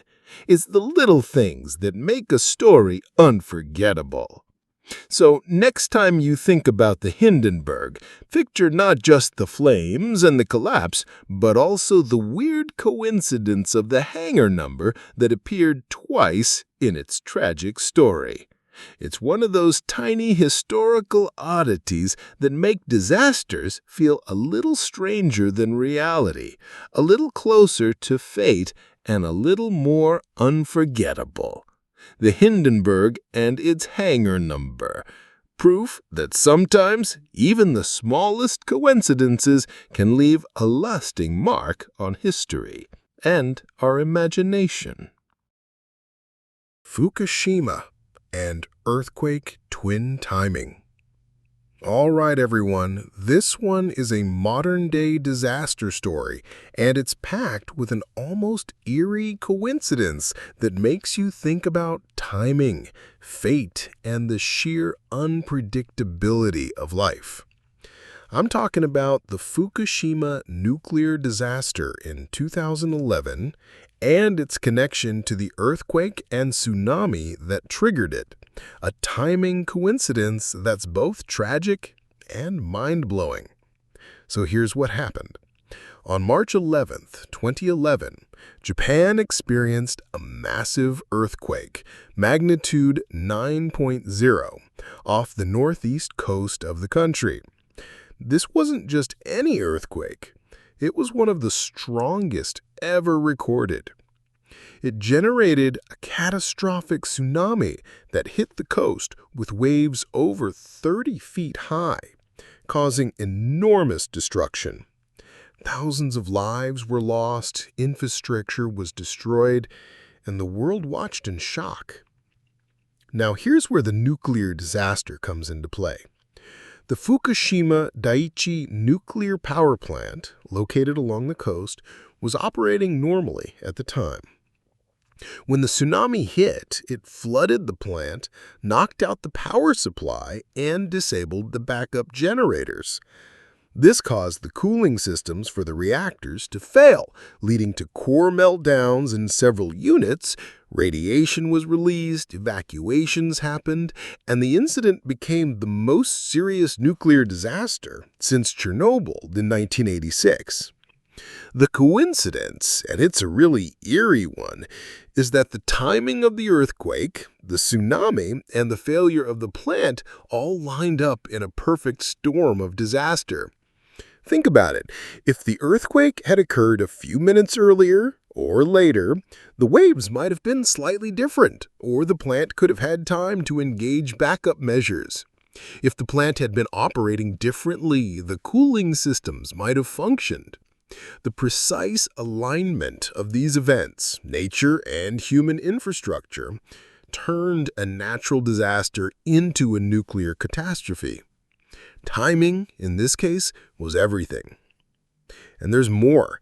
To the twin timing coincidence, Fukushima had been built to withstand earthquakes, yes, but the tsunami exceeded the expected height. Engineers had calculated the worst-case scenario based on historical data, but the actual earthquake and tsunami were outside those parameters. It's almost like nature threw a one-in-a-million event right at the exact moment when human safety assumptions were weakest. The overlap between extreme natural forces and technical vulnerability is what makes this coincidence so chilling. Here's another angle. The disaster occurred during the day, when workers were on site. The fact that human presence, operational systems, and the exact sequence of events collided in such a precise way meant that not only was the damage physical, but the timing amplified human risk. It wasn't just the earthquake, it was the perfect alignment of human and natural factors that made Fukushima so severe. That's why analysts often talk about the twin timing of the earthquake and nuclear meltdown, two seemingly separate systems colliding in catastrophic synchronicity. And think about the ripple effects. This timing coincidence didn't just cause local devastation. It triggered global debates about nuclear energy, safety standards, and disaster preparedness. Countries around the world reevaluated nuclear policies, governments examined emergency protocols, and engineers updated tsunami defenses. The alignment of timing at Fukushima reshaped the world's approach to nuclear safety. Psychologically, this is what makes the coincidence so haunting. When disasters occur, we often focus on the visible destruction, the immediate human toll, or the technical failures. But in Fukushima's case, it's the timing of multiple factors converging: the earthquake, the tsunami, the plant's vulnerabilities, and human presence that create this almost cinematic sense of fate or cosmic irony. It's like everything had to line up perfectly to create the scale of disaster we saw. So when you think about Fukushima, remember this. It wasn't just a nuclear accident or a natural disaster. It was a case where timing and coincidence amplified tragedy to levels almost unimaginable. The earthquake and tsunami were natural, yes, but the human systems in place, the exact operational status of the reactors, and the presence of personnel made it a perfect storm of timing. Fukushima and the twin timing of the earthquake, a reminder that disasters are rarely simple, and sometimes the universe or coincidence lines everything up in ways that leave us stunned, shaken, and forever changed. Timing matters, and in this case, timing made history in a way we'll never forget. The Halifax explosion and meteor impact prediction. All right, here's a historical coincidence that's as shocking as it is tragic. Let's talk about the Halifax explosion of 1917, an event so powerful it's often compared to a meteor strike, and the weird coincidences that make it even stranger. So here's the setup. Halifax, a bustling port city in Nova Scotia, Canada, was a critical hub during World War I. On December 6, 1917, two ships collided in the harbor. The French cargo ship Mont Blanc, loaded with explosives, and the Norwegian vessel Imo. The collision caused a massive fire on the Mont Blanc, and at 9:04 a.m. the ship exploded. The blast was catastrophic. Approximately 2,000 people were killed, 9,000 injured, and a huge portion of Halifax was destroyed. Buildings were flattened, windows shattered miles away, and a tsunami-like wave swept through parts of the harbor. The force was so enormous that it registered on seismographs across the Atlantic. Here's where the coincidence gets fascinating. Many historians and scientists have noted that the Halifax explosion bears an eerie resemblance to a meteor impact in terms of energy release, blast radius, and devastation pattern. The coincidence is in how this human-made disaster unintentionally mimicked a natural astronomical event. In other words, the explosion recreated a scenario that scientists often use to study meteors hitting Earth, but it wasn't a meteor at all. Just human error and terrible timing. Now, imagine this. If a meteor of similar size had struck Halifax instead of the Mont Blanc exploding, the destruction pattern, shock wave, and casualties might have been almost identical. The coincidence is mind-blowing because the event acted as a live experiment for understanding planetary impacts, decades before we had computer simulations or advanced physics models.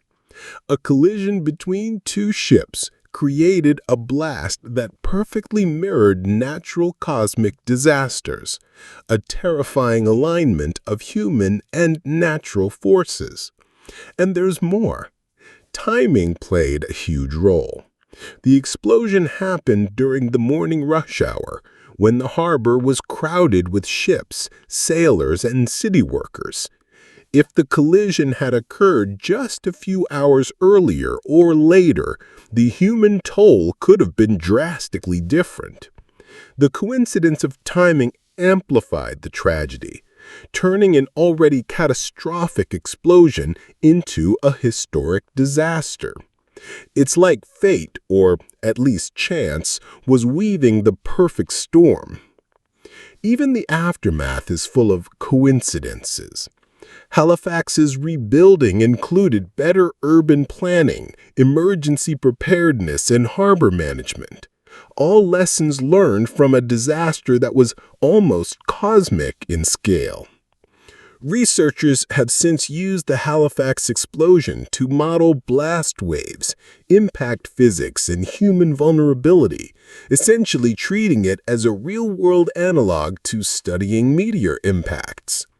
A simple accident between two ships ended up teaching the world about events that would only normally exist in space simulations. Another chilling layer. The Mont Blanc crew had no idea how volatile their cargo was. Explosives like TNT, picric acid, and benzol were stored together, creating the perfect chemical mix for catastrophe. Combine that with the crowded harbor and freezing December weather, and you get a disaster that seems almost too perfectly aligned. The coincidence isn't just in the blast physics, it's in timing, location, and circumstance all colliding. And here's the kicker. In hindsight, it's eerie how much we can compare the Halifax explosion to a small meteor strike. Modern science uses it as a case study, looking at energy release, fireball expansion, and shockwave propagation. In a way, the coincidence gave humanity a preview of a cosmic disaster, but one caused entirely by human error. It's a perfect example of how coincidence can make human events feel like they're part of something much larger, almost cosmic. So when you think about Halifax, don't just picture the ships or the fire. Picture the coincidental alignment of timing, explosives, human activity, and physics, creating a disaster that mirrored an event from outer space. The Halifax explosion is proof that sometimes coincidence and circumstance collide in ways that feel almost supernatural, turning a port city disaster into a real-life meteor analog. Halifax and the meteor-like explosion, a chilling historical coincidence that reminds us that even the worst human mistakes can echo forces far beyond our planet and leave a mark on history that's both scientific and unforgettable. Empty Vesuvius and Pompeii timing. All right, history lovers, get ready for one of the most famous and eerily timed disasters in history: the eruption of Mount Vesuvius and the destruction of Pompeii. This isn't just a story about fire and lava.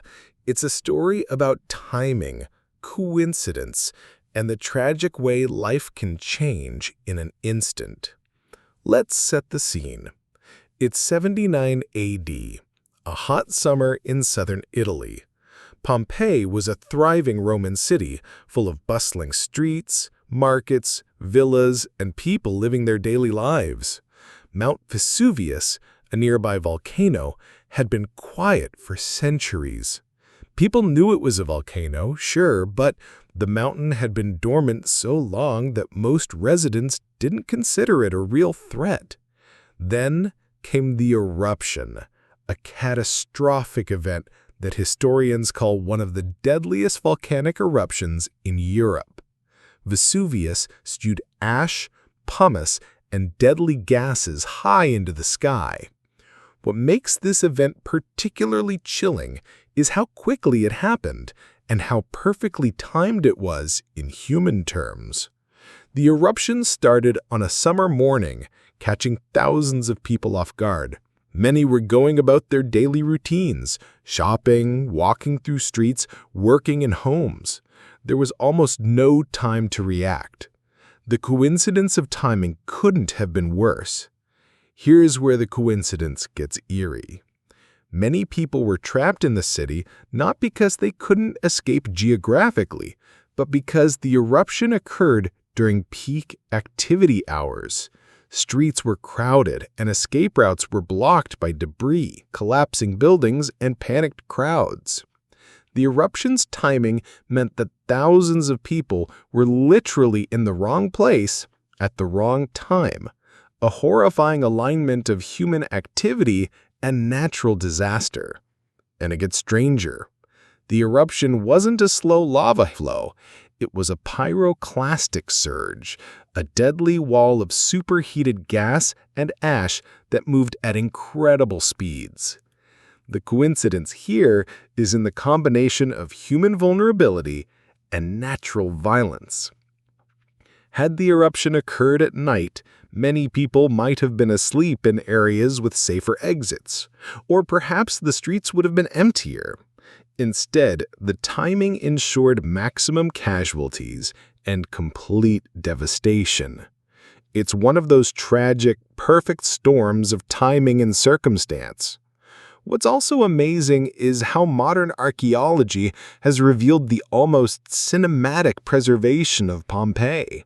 Because the eruption happened so suddenly and the ash fell rapidly, entire buildings, streets, and even people were preserved in astonishing detail. Plaster casts of victims show their final moments frozen in time.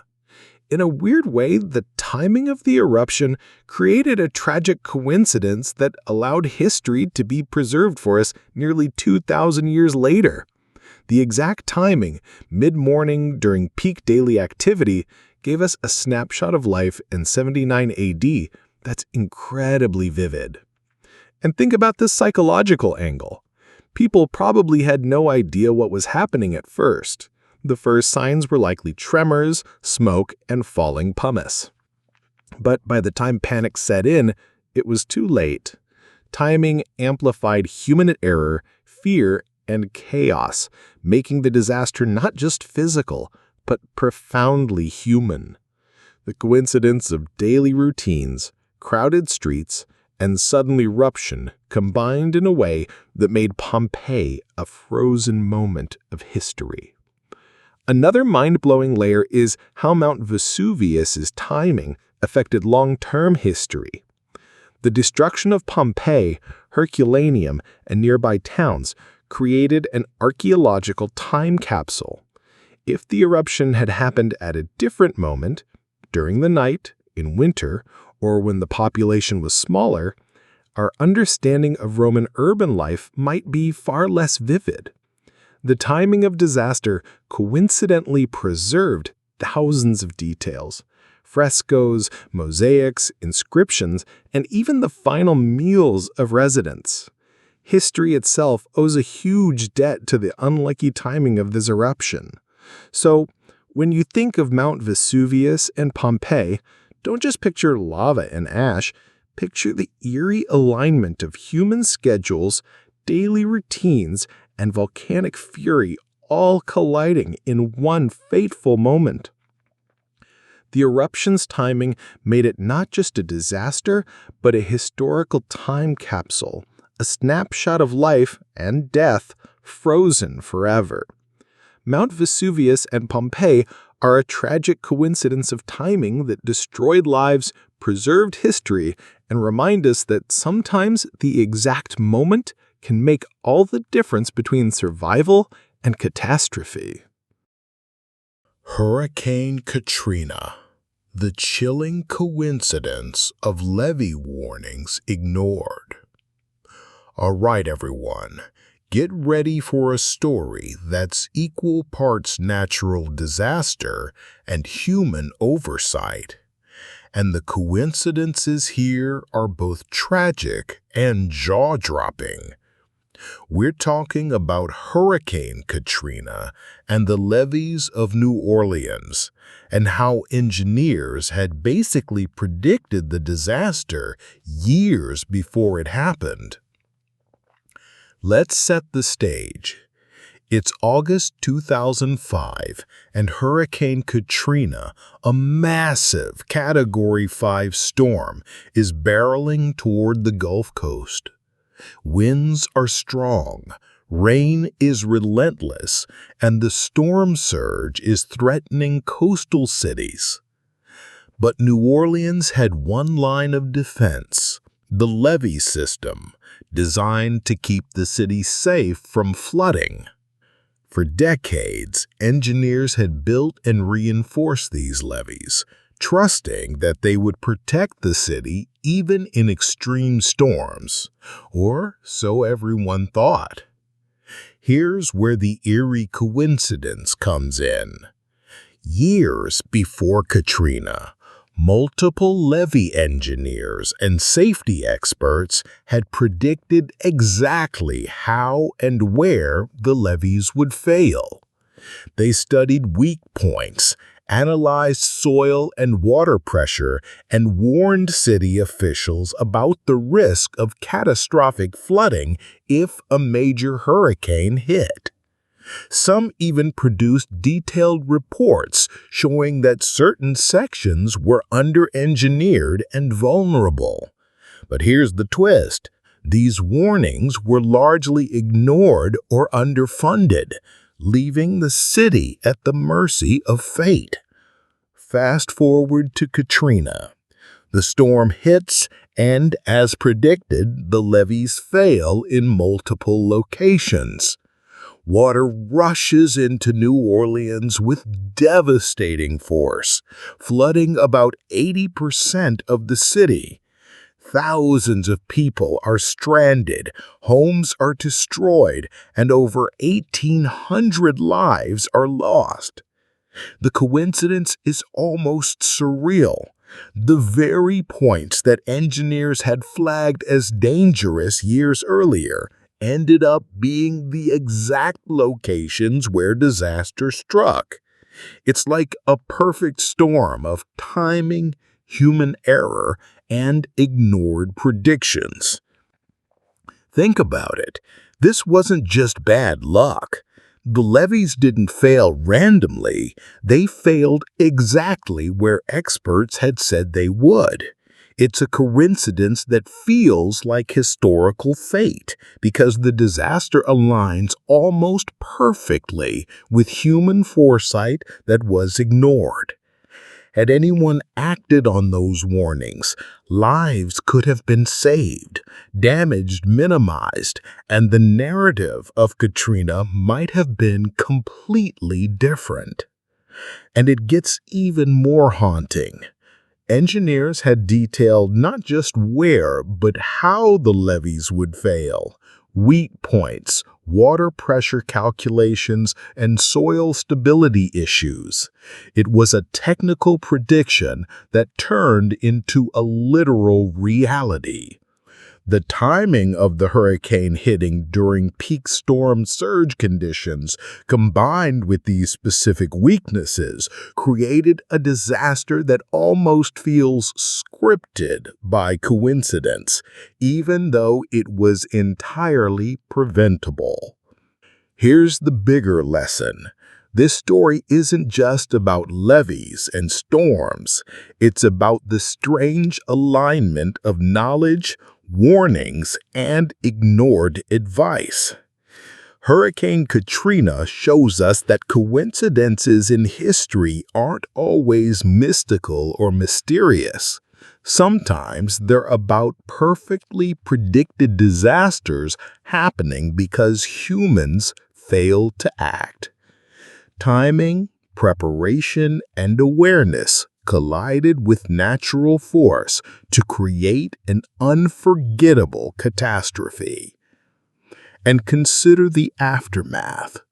Katrina became a case study in disaster management, engineering ethics, and government accountability.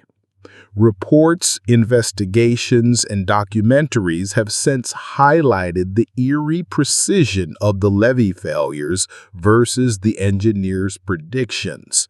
It's a historical coincidence that almost feels supernatural. Experts predicted exactly what would happen, and then it did, to devastating effect. So when you think about Hurricane Katrina, don't just picture floodwaters and wind damage.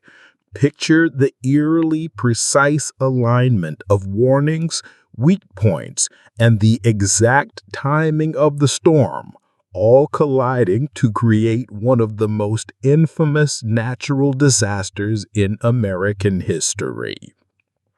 The coincidence of ignored foresight and real-world failure makes Katrina unforgettable, not just for the disaster itself, but for how perfectly predicted it was. Hurricane Katrina and the levee predictions, a tragic reminder that sometimes coincidences aren't random. They're a warning we failed to heed. And history has a way of making those ignored signs impossible to forget. Timing, human oversight, and nature aligned perfectly, and sadly, catastrophically. The London Blitz. Eerie coincidences in timing and destruction. All right, history fans. This one is chilling. We all know about the London Blitz during World War II, the relentless bombing campaign by Nazi Germany that devastated the city from 1940 to 1941. But here's a coincidence that's downright eerie. Some buildings in London were destroyed at almost the exact times and locations depicted in pre-war architectural plans. It's one of those historical details that makes you pause and say, wait, how does that even happen? Let's start with context. The Blitz was Germany's attempt to cripple Britain through strategic bombing, targeting industrial areas, ports, and later civilian neighborhoods. Londoners endured night after night of air raids, seeking shelter in subway stations, basements, and makeshift bunkers. Buildings crumbled, streets were flattened, and thousands of people were killed or injured. It was a period of chaos, fear, and survival. Here's the strange coincidence. Before the war, London had extensive architectural plans, both public and private. These plans documented street layouts, building structures, and the materials used in construction. When historians later analyzed the destruction caused by German bombs, they noticed something chilling. In multiple cases, the specific buildings destroyed corresponded closely with these pre-war architectural documents, down to details like structural weak points, orientation, and sometimes even floor layouts. It's as if the bombs knew exactly which buildings to hit to achieve maximum destruction. Now, of course, this isn't supernatural. The German Luftwaffe did study maps and targeted densely built areas for strategic effect. But the coincidence lies in the alignment between destruction and the architectural blueprints that detailed the vulnerabilities of those buildings. Bombing was imprecise by modern standards, yet somehow many bombs struck exactly where the buildings were structurally weakest, which had already been documented in plans. In hindsight, it feels almost scripted. Think about the human side. Imagine living in London and seeing a building collapse where decades earlier plans had predicted weak points. It must have felt uncanny to some observers, a bizarre twist of timing and coincidence that turned architectural foresight into a grim reality. The combination of pre-war planning, Luftwaffe targeting strategies, and sheer chance made some of these alignments almost spooky. Another layer to this coincidence is timing during raids. German bombs often fell in waves, and certain buildings were destroyed at particular moments of the night that correlated with when city officials or residents were most vulnerable, sleeping at home, evacuating streets, or seeking shelter in basements. It's a combination of timing and structural coincidence. The bombs hit when and where people were least prepared, amplifying the human toll. And here's the kicker. After the Blitz, urban planners and historians studied these patterns extensively.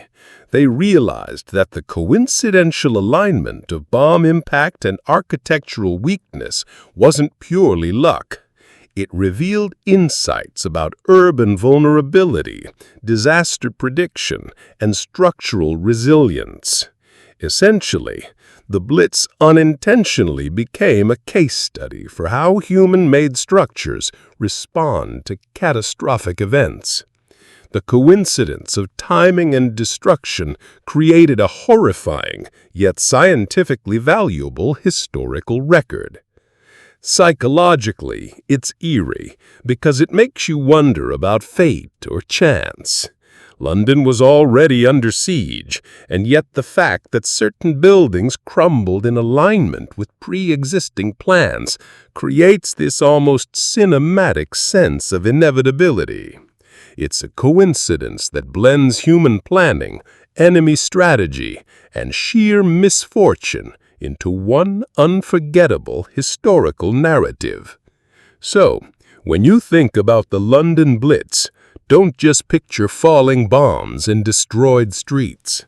Picture the uncanny alignment of maps, plans, timing, and destruction, all converging to create a historical coincidence that's both terrifying and fascinating. Buildings collapsed as if following blueprints written decades earlier, turning chaos into something almost eerily predictable. London Blitz and architectural coincidences are proof that even in the midst of war, timing, structure, and chance can collide in ways that are haunting, unforgettable, and almost too precise to believe.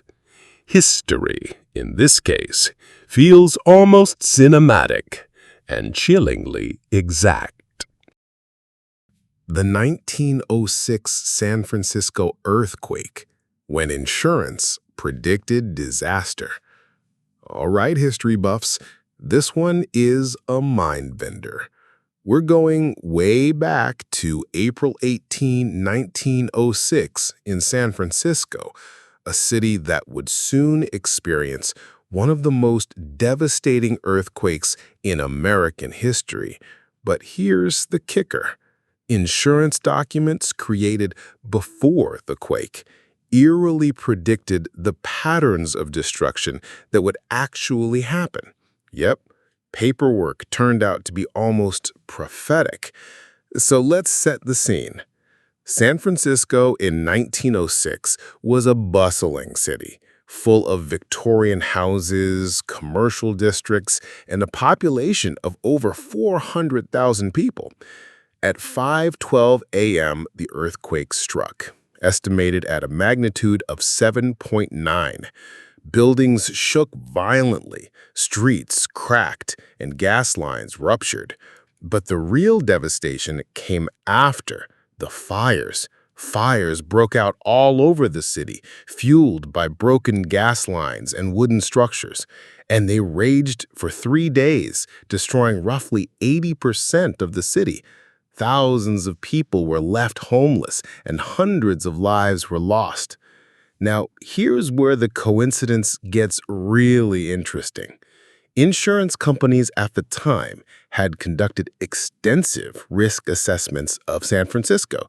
They mapped out earthquake-prone areas, identified weak building structures, and even predicted which neighborhoods would likely experience the most damage. They weren't fortune tellers, they were just applying logic, engineering knowledge, and historical data.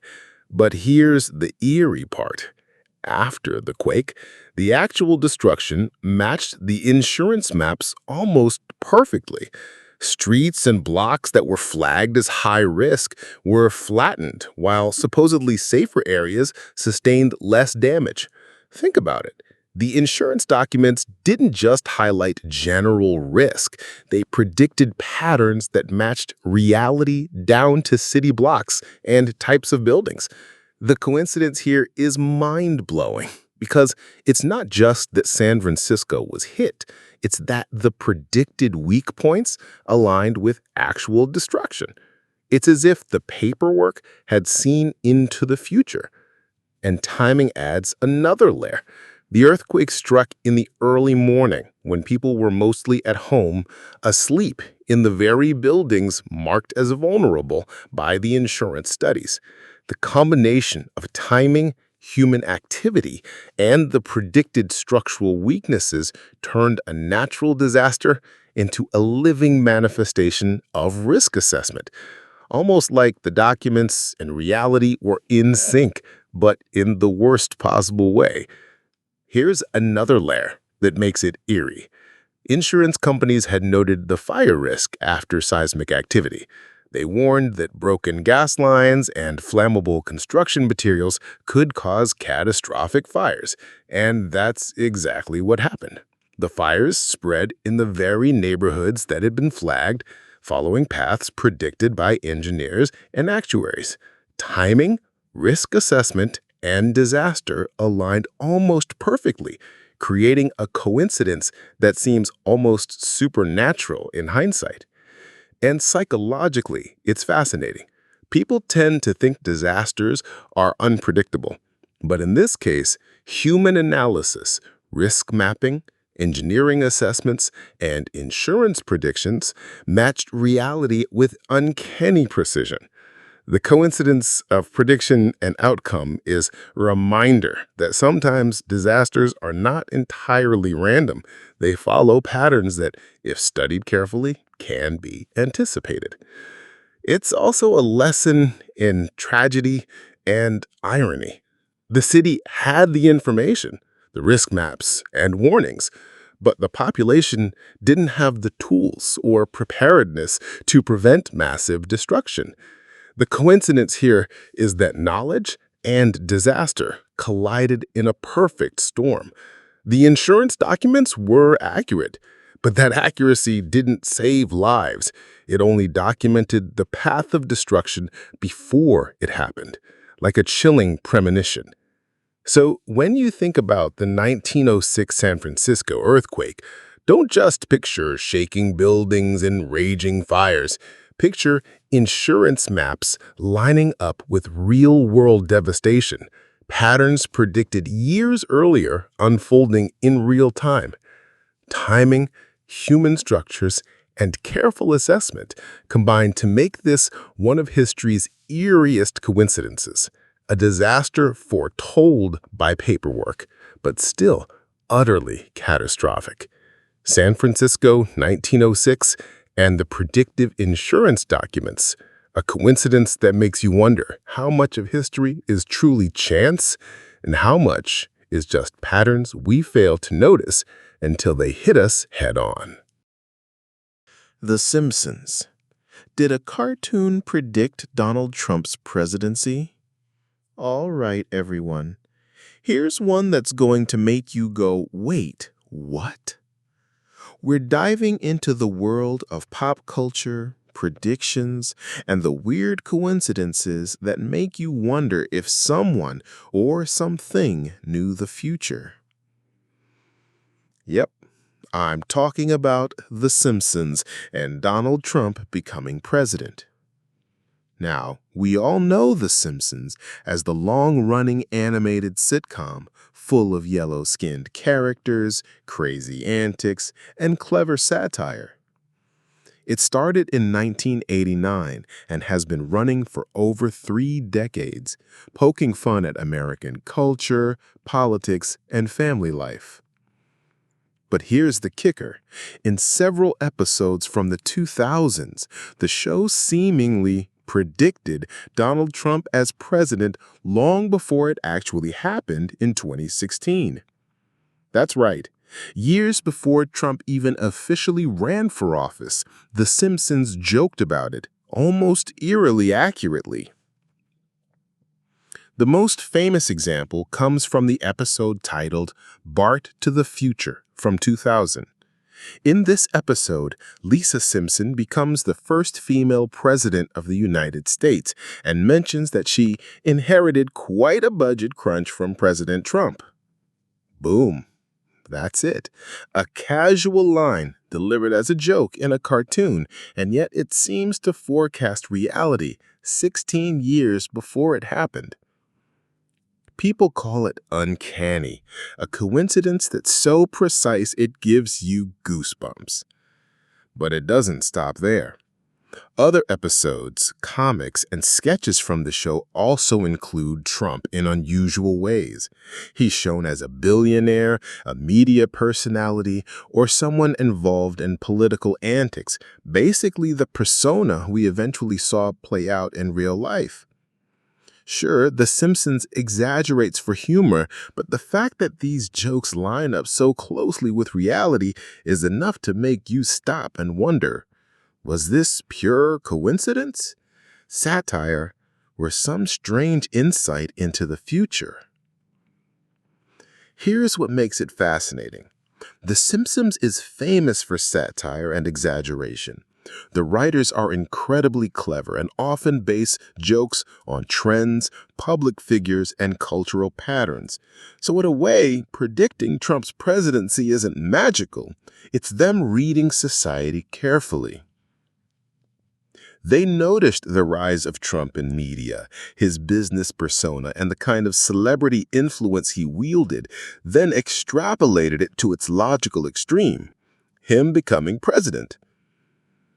And yet it still counts as a coincidence because it actually came true in a way few people anticipated. Another layer is the timing of the joke. In 2000, the idea of Trump running for president wasn't taken seriously by most people.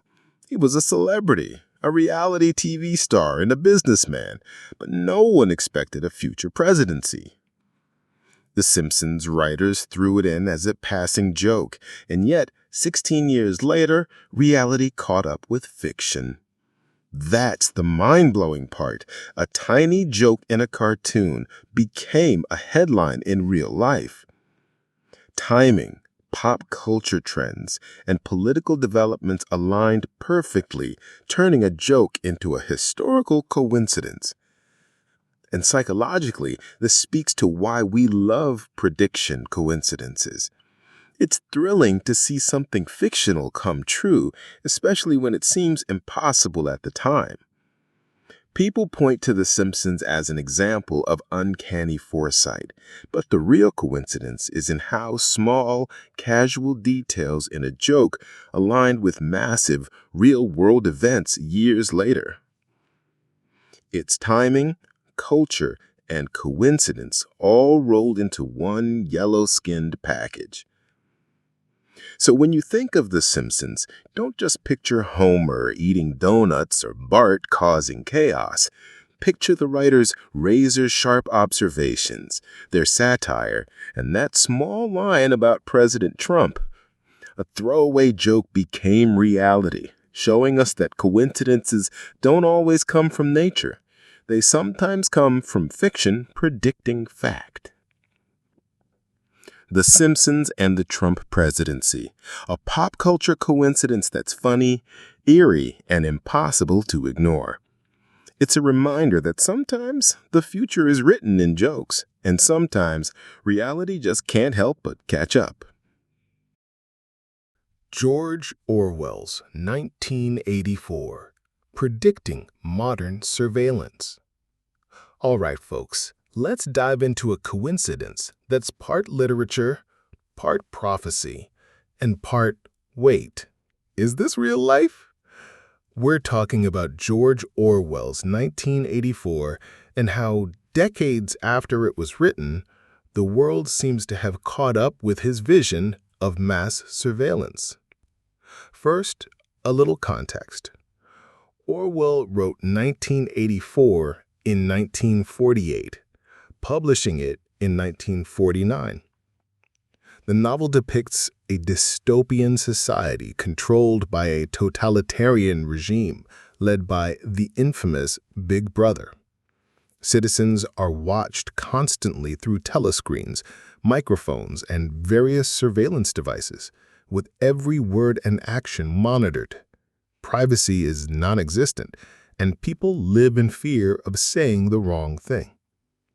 It's a grim, oppressive world, but also eerily imaginative for its time. Here's where the coincidence hits. Fast forward to today, and our smartphones, security cameras, smart devices, and facial recognition technology look remarkably similar to Orwell's telescreens. Smartphones track our locations, cameras monitor public spaces, and even our search histories and social media posts are observed and analyzed by companies and government. Devices Orwell imagined as instruments of oppression are now commonplace, and for many of us, totally normal. It's almost spooky to realize that Orwell was predicting these exact technologies decades before they existed. He didn't have the internet, iPhones, or AI algorithms, but he imagined a society where technology could watch people constantly. The coincidence lies in how precise his predictions were. Mass monitoring, data collection, and the psychological impact of knowing you're being observed. That's exactly what modern surveillance does. Timing adds another layer. Orwell wrote 1984 in the aftermath of World War II, during a period of political upheaval, rising totalitarian regimes, and rapid technological change. He extrapolated those trends into the future, imagining a world dominated by surveillance. The coincidence is that in the 21st century, those technological and political conditions have converged. Governments and corporations can watch citizens on a scale Orwell could only dream of, and in some ways, warn about. And let's not forget the psychological angle. In 1984, the knowledge of being watched changes behavior. People censor themselves, conform, and live in fear. Modern surveillance has a similar effect, though often more subtle. Social media posts are curated, online searches are filtered, and people adjust their behavior knowing they're being tracked. Orwell predicted not just the technology, but the human impact of constant observation, a coincidence that's both chilling and uncanny. Another layer of coincidence is the tools of mass monitoring. Orwell imagined a world with wall-sized telescreens, microphones, and spies. Today, we have smartphones, laptops, home assistants, and surveillance cameras, smaller, more efficient, and even more pervasive. He essentially envisioned the idea of a panopticon before the word became mainstream in tech discussions. Devices we consider normal now are eerily similar to Orwell's instruments of oppression decades before their invention. And here's the thing. It's not just that Orwell was right. It's that his work continues to feel relevant. Discussions about privacy, data security, facial recognition, and government surveillance all echo themes from 1984. The coincidence is in the timing of his insights and the emergence of technology that makes them real. It's almost like Orwell predicted our era with uncanny precision, an intellectual premonition of the world we now inhabit. So when you think about 1984, don't just picture a dystopian novel. Picture the smartphones in your pocket, the cameras on street corners, and the data trails you leave every day. These are modern-day telescreens, predicted decades ago, coinciding with Orwell's warnings in ways that are almost too accurate to ignore. George Orwell and modern surveillance, a coincidence of foresight and reality, showing that sometimes fiction isn't just a story, it's a blueprint of the future. And the timing? Perfectly aligned with the rise of technology and mass monitoring, making us all unwitting participants in a world Orwell imagined over 70 years ago. Jules Verne predicting the moon landing. All right, space enthusiasts, this is a coincidence that's going to make your jaw drop. Let's talk about Jules Verne, the 19th century French author who wrote science fiction that somehow predicted the moon landing almost perfectly. Yes, that moon landing, the one in 1969 when humans first set foot on the lunar surface. Here's the background. Jules Verne, born in 1828, was a visionary writer. He had a fascination with science, engineering, and exploration.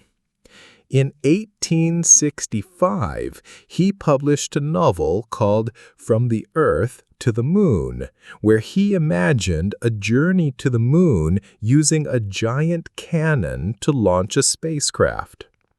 The story is full of technical details like launch velocity, projectile shape, and even the location of the launch site. But here's the kicker. Despite being written over a century before the actual moon landing, Verne's ideas were incredibly close to reality. Let's break down the coincidences. In Verne's novel, the spacecraft is launched from Florida. Fast forward to 1969, and the Apollo 11 mission was launched from Florida. He also described the spacecraft's orbit, the moon's gravity, and even the idea of weightlessness in a way that resonates with how real astronauts experienced it. Timing is another mind-blowing aspect. While Verne's moonshot wasn't a literal date, he predicted the moon landing in a time frame that, if you adjust for the fictional narrative, is only off by a few months from the actual 1969 mission. That's eerily close for something imagined over 100 years prior. Now, how could he do this? Well, Verne was a meticulous researcher. He studied physics, astronomy, and engineering, and based much of his fiction on scientific principles of his time.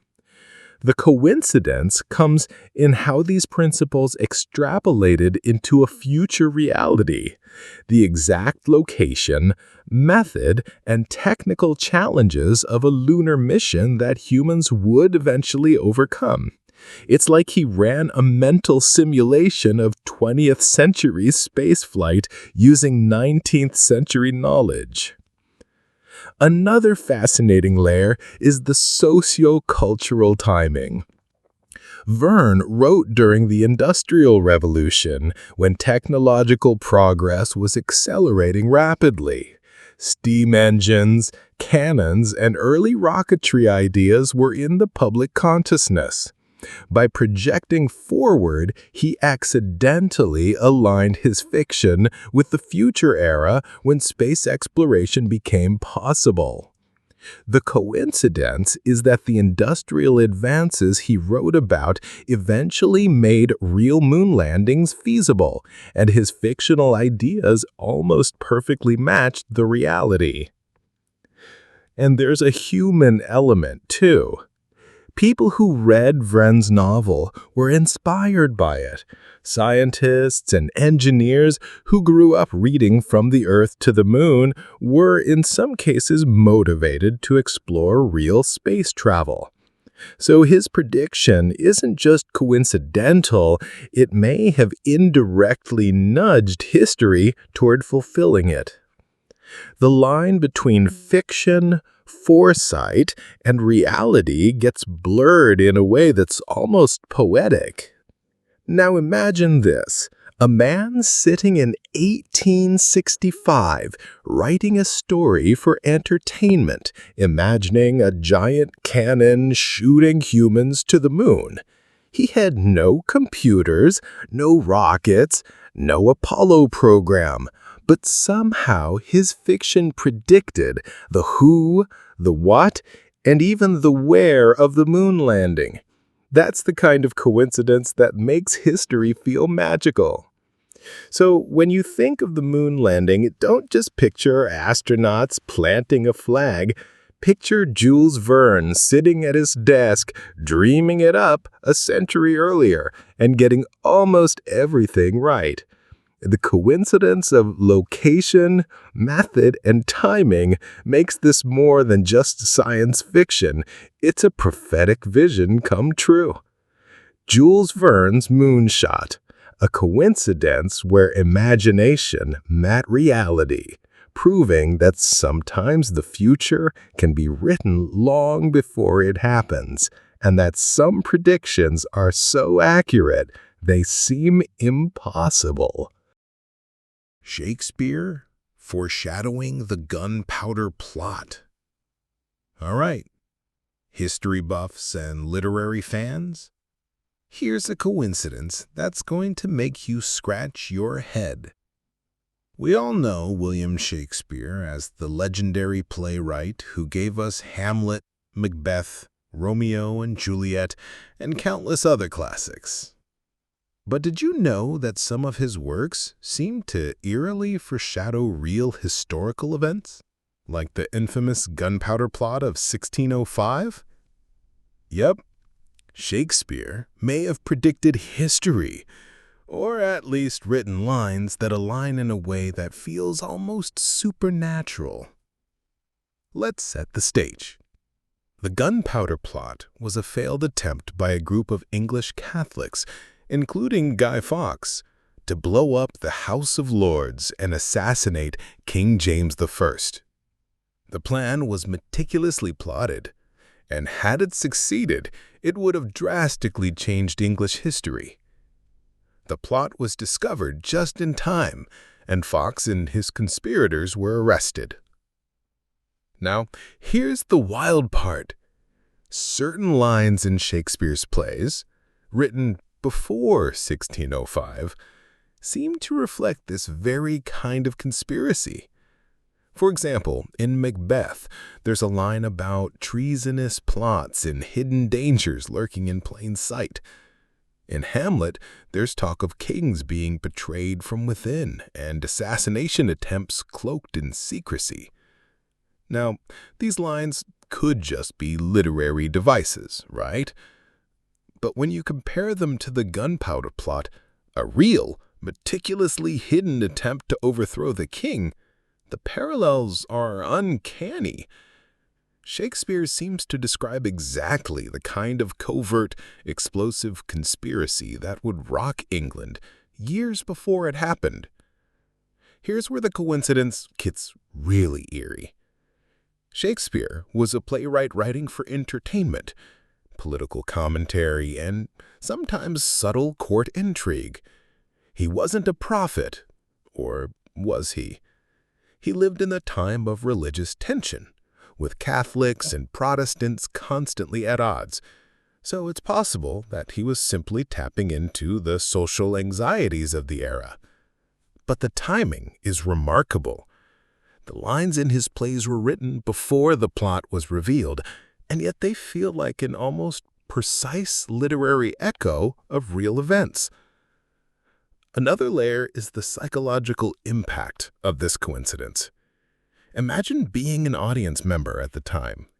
You hear lines about hidden treachery and secret assassination plots, and then a few years later, an actual attempt unfolds that mirrors those warnings. The coincidence between Shakespeare's words and reality would have been downright chilling. It's the kind of historical alignment that makes you wonder if art is sometimes more than just art. It can feel like a premonition. Timing is also a big part of this. Shakespeare's plays were performed publicly, while the Gunpowder Plot was being hatched in secret. The fact that his writings predate the actual event adds a layer of intrigue. Was he simply a keen observer of human nature and political tension? Or did he somehow tap into a zeitgeist, predicting how hidden forces might manifest in the near future? Either way, it's a coincidence that has fascinated historians and literary scholars for centuries. And let's not forget how Shakespeare's work continues to resonate. These coincidences make his plays feel alive and relevant, even today. When people read lines about hidden conspiracies or secret plots, it's easy to draw parallels to modern events, political scandals, espionage, and covert operations. The fact that Shakespeare's words can align so perfectly with real-life history demonstrates the timelessness and eeriness of his insight. So when you think of Shakespeare, don't just picture dramatic battles, star-crossed lovers, or soliloquies about life and death. Picture a playwright whose words eerily align with real conspiracies, who seems to capture the hidden tensions of his era before they explode into reality. It's a coincidence that blends literature, history, and human psychology in a way that's fascinating and slightly uncanny.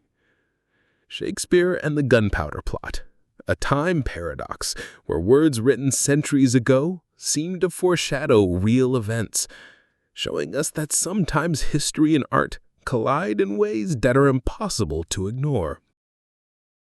H.G. Wells, predicting the tank 40 years early.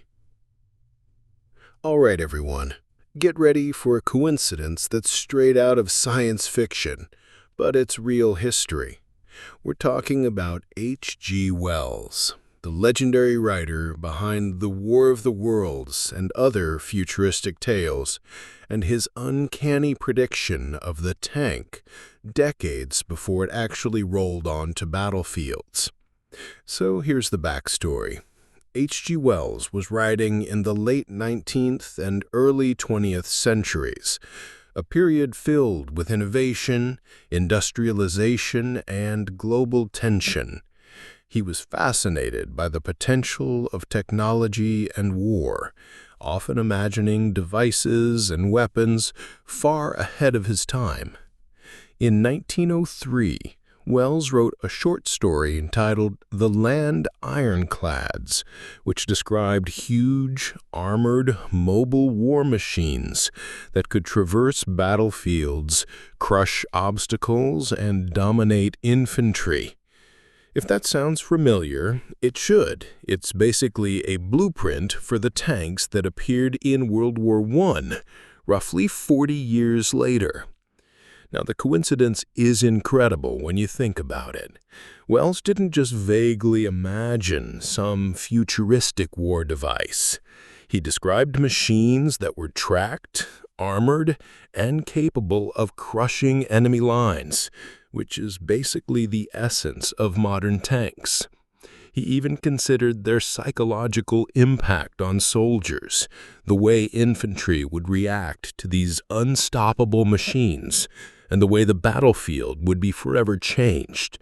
It's like he drew a map for the future of mechanized warfare. Fast forward to 1916, during World War I. Britain unveils the first operational tanks at the Battle of the Somme. And what do we see? Machines that are terrifyingly similar to Wells' descriptions. Armored, tracked vehicles designed to break through entrenched enemy positions. The resemblance is so uncanny that historians often marvel at it. Wells had predicted the what, the how, and the why of tank warfare decades before anyone had even imagined building one. Here's the kicker. Wells wasn't an engineer or a military strategist. He was a writer. He imagined these machines purely from thought experiments and his deep understanding of technology trends. The fact that his predictions materialized in real-world warfare decades later is what makes this such a remarkable coincidence. Timing, imagination, and human technological progress aligned perfectly to turn his fiction into reality. And let's talk impact. Wells' predictions weren't just about technology. They were about strategy, psychology, and the future of warfare. He foresaw that these machines wouldn't just be tools. They'd change how wars were fought and how soldiers behaved. Armies would need new tactics. Civilians would see devastation on a scale they weren't prepared for. And military engineers would scramble to design something similar. It's eerie how accurate his foresight was. Psychologically, this coincidence is fascinating because it blurs the line between imagination and reality. When a writer envisions a machine that doesn't exist, and then decades later, reality produces almost the exact device, it feels like a glimpse into the future. Wells' vision wasn't just lucky. It was a combination of sharp observation, extrapolation from contemporary tech, and, well, a bit of coincidence aligning with human invention. So when you think about tanks today, don't just picture steel on the battlefield. Picture H.G. Wells at his desk in 1903, dreaming up terrifying, unstoppable war machines in a story decades before the real ones appeared. The coincidence of imagination predicting reality so precisely is mind-blowing and reminds us how sometimes fiction can shape, or at least eerily match, the future. H.G. Wells and Tanks, a story of foresight, imagination, and coincidence, showing that sometimes brilliant predictions come true long before the world was ready for them. Back to the Future, predicting hoverboards, video calls, and smart devices. All right, everyone, get ready for one of the coolest coincidences in pop culture. We're diving into 1980s Hollywood, sci-fi, and some uncanny predictions that actually came true decades later. Yes, I'm talking about the Back to the Future movies, especially Part 2, and how they imagined technology so accurately that it feels like the filmmakers had a crystal ball. So, let's set the scene. Back to the Future Part 2 hit theaters in 1989, showing Marty McFly and Doc Brown traveling to the future year of 2015. The movie is full of crazy gadgets, flying cars, self-lacing shoes, holographic ads, and hoverboards. It's fun, colorful, and pure sci-fi. But here's where the coincidence gets wild. Some of the tech in the movie closely resembles gadgets we actually have today, decades before they were invented. Let's start with hoverboards. Marty rides a levitating skateboard over water, doing flips and tricks with ease. Now, while we don't have the exact floating boards from the movie, real hoverboards and magnetic levitation boards have been developed in labs and as commercial prototypes. Companies like Lexus and Hendo created boards that float using magnetic technology. The coincidence? The idea of a hovering skateboard shown as sci-fi in 1989 materialized in real-world tech decades later, albeit in limited forms. Next up, video calls. In the movie, characters talk to each other on large flat-screen devices showing real-time video and sound. That might have seemed like magic in the late 80s. Fast forward to today, and we have FaceTime, Zoom, Google Meet, and Teams. Video communication is everywhere, on our phones, tablets, and computers. The coincidence is that the filmmakers envisioned instant video communication at home long before it became part of everyday life. And then there's smart devices. In Back to the Future, homes are automated. Lights turn on automatically, doors lock themselves, appliances talk to the user, and everyone seems to be connected through a futuristic interface. Today, we have smart homes with Alexa, Google Home, Nest thermostats, and IoT devices doing exactly that. The coincidence? The movie imagined connected devices and home automation decades before it was mainstream, making their vision eerily accurate. Here's what makes this even crazier. Back to the Future was written purely as entertainment. The filmmakers weren't trying to predict the future scientifically, they were exaggerating tech for humor, excitement, and visual impact.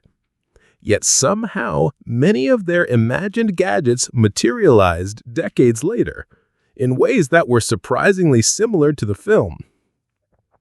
It's timing, imagination, and reality colliding in a way that's almost too perfect. Another layer is the cultural impact. Just like Jules Verne inspired real-life space exploration, Back to the Future inspired tech enthusiasts, inventors, and engineers. Seeing these futuristic gadgets in a movie may have nudged innovators to create devices that seemed impossible at the time. Fiction, in a way, became a blueprint for real-world technology, a coincidence that's both inspiring and uncanny. Psychologically, it's fun to think about. Watching a movie in 1989, you'd never believe you'd someday FaceTime your grandma, check your smart fridge, or watch a hoverboard demo online. Yet here we are. The coincidence is not just in the invention of these devices, but in how closely they match what the film imagined decades before most people thought it was possible. So when you think of Back to the Future, don't just picture time travel, Marty's adventures, or Doc Brown's DeLorean. Picture a 1989 sci-fi movie predicting hoverboards, video calls, and smart homes with uncanny accuracy. The coincidence between imagination and reality is so precise, it makes you wonder, maybe fiction is just another form of future forecasting. Back to the Future and real-world tech. A coincidence that's fun, inspiring, and slightly eerie, proving that sometimes Hollywood dreams catch up with reality in the most unexpected ways. Edgar Cayce, predicting modern medicine. All right, everyone, let's talk about a coincidence that blends mystery, medicine, and some seriously strange foresight. We're diving into the world of Edgar Cayce, often called the Sleeping Prophet, and how some of his predictions about health and medicine seem to have come true decades later. So who was Edgar Cayce? He was an American mystic who lived from 1877 to 1945, famous for giving readings while in a trance-like sleep. In these sessions, people would ask him questions about their health, their lives, or even the future, and he would provide answers that were sometimes medically detailed, sometimes spiritual, and sometimes just downright bizarre. The strange part, many of his medical readings accurately predicted treatments and cures that were discovered decades later. Let's break this down. Cayce gave thousands of readings, but some stand out for their uncanny accuracy. For instance, he suggested vitamin deficiencies could cause certain diseases long before vitamins were fully understood. He recommended specific dietary adjustments, supplements, and holistic practices that decades later aligned with modern nutritional science.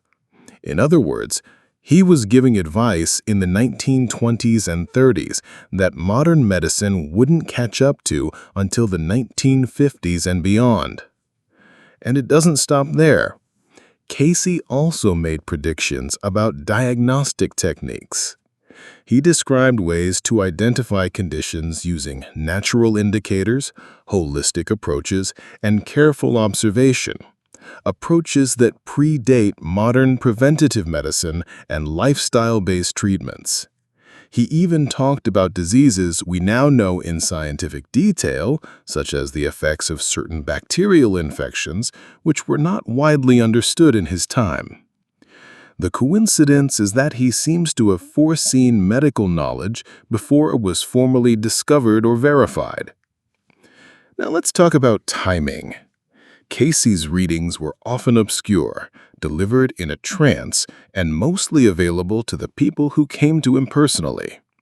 Yet decades later, when modern medicine caught up with his suggestions, his predictions seemed almost prophetic.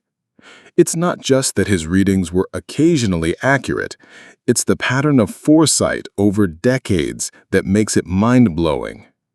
People began comparing his advice to modern discoveries, and the alignment is too consistent to ignore.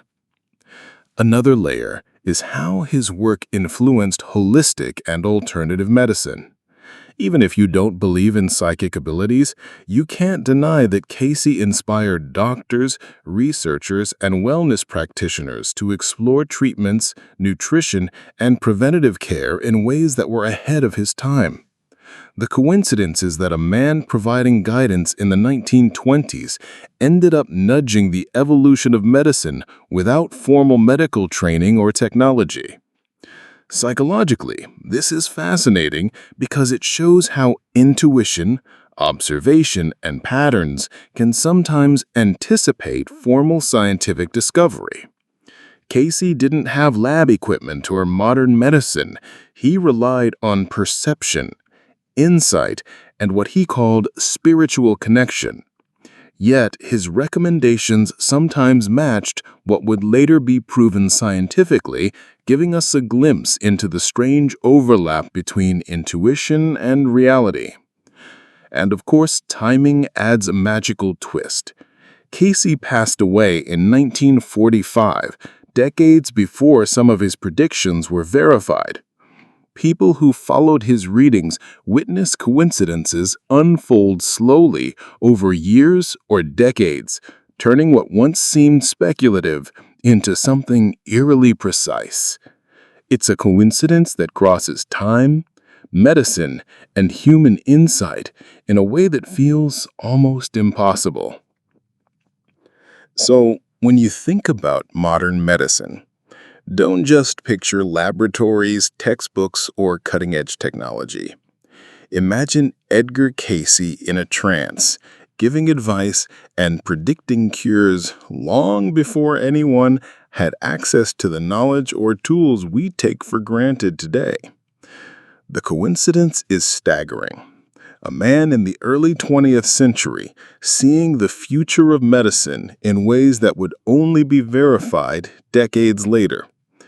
Edgar Casey and future medicine, a coincidence of intuition, insight, and time, showing that sometimes the future is whispered long before we're ready to hear it. Mark Twain, predicting communication machines. All right, folks, here's a coincidence that's equal parts genius, imagination, and plain weird.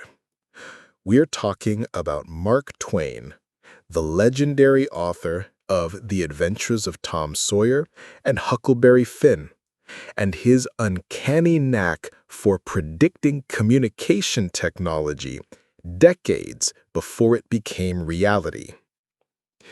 So, a little background. Mark Twain, born Samuel Comins in 1835, was not just a humorist and storyteller, he was also a sharp observer of technology and society. He had a fascination with the inventions of his day, like the telegraph, early photography, and printing presses. But what's wild is that in some of his novels and short stories, Twain describes devices that resemble the fax machine, telegraph improvements, and even long-distance communication gadgets, long before they were invented in the way we know them today. Let's break this down. Mark Twain, in his 1889 novel, A Connecticut Yankee in King Arthur's Court, he imagines a modern American engineer transported back to medieval England. This engineer uses his knowledge to bring modern inventions to the past, including ways to transmit information quickly across distances. Some descriptions eerily resemble fax machines or telegraphic communication, where documents or messages are sent electronically rather than physically. The coincidence is that Twain wrote this decades before these machines were commonplace, and yet he nailed the general concept. Here's where it gets even stranger. Twain predicted not just the technology, but its societal impact. He imagined people reacting with awe and skepticism to these machines, much like society did when the telegraph, fax machines, and later innovations like email and smartphones were introduced. He understood that new ways of communicating would revolutionize business, governance, and everyday life. It's almost like he had a crystal ball showing the future of connectivity and information transfer. Timing plays a big role in this coincidence. Twain wrote these ideas in the late 19th century, when most people were still relying on letters, messengers, and slow communication methods. Fax machines wouldn't become practical until the mid-20th century, and advanced telegraph systems were only just evolving. The fact that Twain described devices so similar to these decades before their invention makes it feel like he was predicting the future. Another layer is Twain's sharp observational skills. He had an incredible sense of how society and technology intersect. By extrapolating from the machines he saw in his own time, telegraphs, printing presses, and mechanical calculators, he imagined devices that could transmit complex information instantly across long distances. The coincidence is that his imagination was so precise, it almost mirrors modern communication technology in the way it functions. And let's not forget the psychological angle. Twain's stories often highlight human reactions to new technology: curiosity, fear, excitement, and sometimes chaos. That mirrors how people responded to the telegraph, fax machines, and later innovations like email and smartphones. So the coincidence isn't just about the invention, it's about predicting how society would respond. It's also worth noting that Twain's influence may have indirectly inspired engineers and inventors.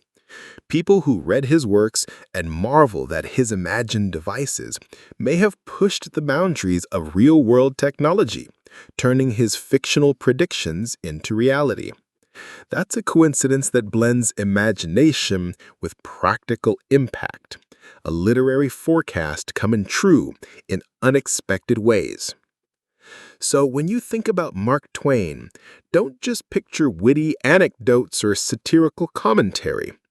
Picture a man in the 1800s, scribbling novels and short stories, imagining machines that would carry information instantly across cities and continents, decades before they were actually built.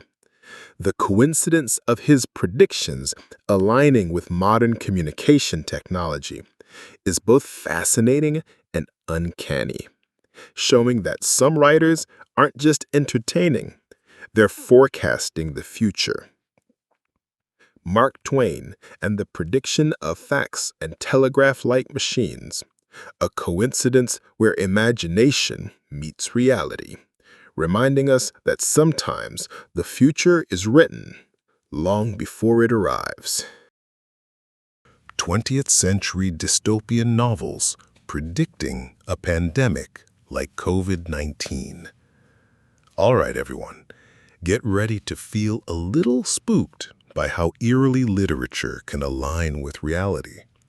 Today, we're diving into 20th century dystopian novels and their uncanny parallels to the COVID-19 pandemic. Yep, decades-old fiction sometimes seems to have predicted exactly what we went through in 2020 and beyond. Let's start with the basics. Dystopian novels have been around for a long time, exploring societies on the brink of collapse where governments are oppressive, resources are scarce, and diseases or environmental crises wreak havoc. Authors like Albert Camus, H.G. Wells, and later Margaret Atwood and Philip K. Dick wrote stories imagining outbreaks, quarantines, and public panic long before anyone could have foreseen a global coronavirus pandemic. One of the most striking examples is Camus' The Plague, published in 1947. The novel depicts a town struck by a sudden deadly epidemic. Citizens faced lockdowns, fear, rationing, and the uncertainty of infection. Sound familiar? Fast forward more than 70 years, and these situations, quarantine zones, overwhelmed hospitals, and social isolation played out almost exactly as described in the book. The coincidence is chilling. A fictional outbreak written decades ago mirrored our real-life experiences, almost down to the human psychology of panic, denial, and resilience. Other novels, like H.G. Wells' The Stolen Bacillus or Jack London's The Scarlet Plague, imagined how pathogens could rapidly spread, cause social disruption, and challenge governments. They also explored public reaction, how people ignore early warnings, hoard resources, and grapple with misinformation. Sound familiar? These are exactly the same challenges societies faced during COVID-19, from early skepticism about masks to panic buying toilet paper. Even timing can feel eerie. Some dystopian novels described pandemics hitting in the modern industrial age, affecting global cities rather than isolated villages. Wells and other authors imagined air travel, urban density, and mass communication amplifying the spread long before airplanes were widely used. The coincidence? Real-life COVID-19 spread precisely through these mechanisms, highlighting vulnerabilities the authors described decades earlier. And it's not just the disease itself. The social effects are eerily similar too. Lockdowns, fear, economic disruption, healthcare strain, and debates over civil liberties all appear in these fictional works. Authors weren't predicting a specific virus, but they were extrapolating from the world they knew, how societies behave under stress, and how epidemics amplify human psychology. The coincidence is that their fictional predictions aligned almost perfectly with real-life events, in both societal and logistical terms. Now, some might argue this is just general storytelling. Dystopian authors always imagined crises. But when you read multiple novels from different authors spanning decades, and they all describe pandemic dynamics, public panic, and economic and social consequences, the alignment feels uncanny. The coincidence lies in the precision and consistency of their foresight. Another layer is the emotional and psychological impact. Reading these novels during a pandemic is surreal. Lines about fear, isolation, and uncertainty suddenly feel like instructions or warnings. The coincidence isn't just factual, it's experiential. These books anticipated how we would feel and react, not just what would happen. So when you think about 20th century dystopian literature, don't just picture cautionary tales about authoritarian governments or apocalyptic scenarios. Picture a body of work that, decades before COVID-19, anticipated the timing, spread, and social impact of a global pandemic. The coincidence between fiction and reality is a reminder that human behavior, societal structures, and vulnerabilities often repeat patterns, sometimes in ways that make history feel eerily scripted. 20th century dystopian novels and COVID-19, a coincidence where imagination anticipated reality, showing that sometimes fiction can be as close to prophecy as you can get. The Prophecy of the Popes. Predictions that stunned history. All right, everyone, get ready for one of the most mysterious and fascinating coincidences in history. We're talking about the Prophecy of the Popes, a series of cryptic predictions that seem to align almost perfectly with the sequence of popes throughout history. Whether you're religious or not, the accuracy of this prophecy is downright jaw-dropping. So what exactly is the Prophecy of the Popes? It's attributed to Saint Malachy, a 12th century Irish archbishop. Around 1139, he allegedly wrote a short document listing 112 descriptions of future popes, each described in a few cryptic words or phrases. These weren't long, detailed biographies, just brief hints like the laborer, from the land of hope, or glory of the olive. But here's where the coincidence gets interesting. Over the centuries, these descriptions seem to match the actual popes in order, with an uncanny accuracy that makes historians raise their eyebrows. For example, some phrases match a pope's birthplace, coat of arms, or personal history. The laborer matched Pope Pius IX, who came from a humble background. From the land of hope aligns with Pope Pius XII, whose papacy coincided with global crises and efforts to inspire hope. And Glory of the Olive astonishingly matches Pope John XXIII, who played a pivotal role in peace and diplomacy, symbolized by the olive branch. The coincidence isn't just in one or two popes. It's a sequence of over 100 matches spanning centuries. Now let's talk about timing. Saint Malachi wrote this prophecy in the 12th century, long before modern record-keeping or media coverage. Yet for popes elected hundreds of years later, the brief description still seemed to align with reality. Some historians argue this could be coincidence or clever retroactive interpretation, but even so, the accuracy across the centuries is staggering. Another layer of the coincidence is the specificity of some predictions. The prophecy doesn't just vaguely predict a pope. It often hints at symbols, locations, or significant events tied to that pope's life or papacy. For example, one pope is described as from the city of the lilies, and he indeed came from Florence, a city famously associated with lilies. It's this level of detail that makes the prophecy feel less like guesswork and more like a mysterious alignment across time.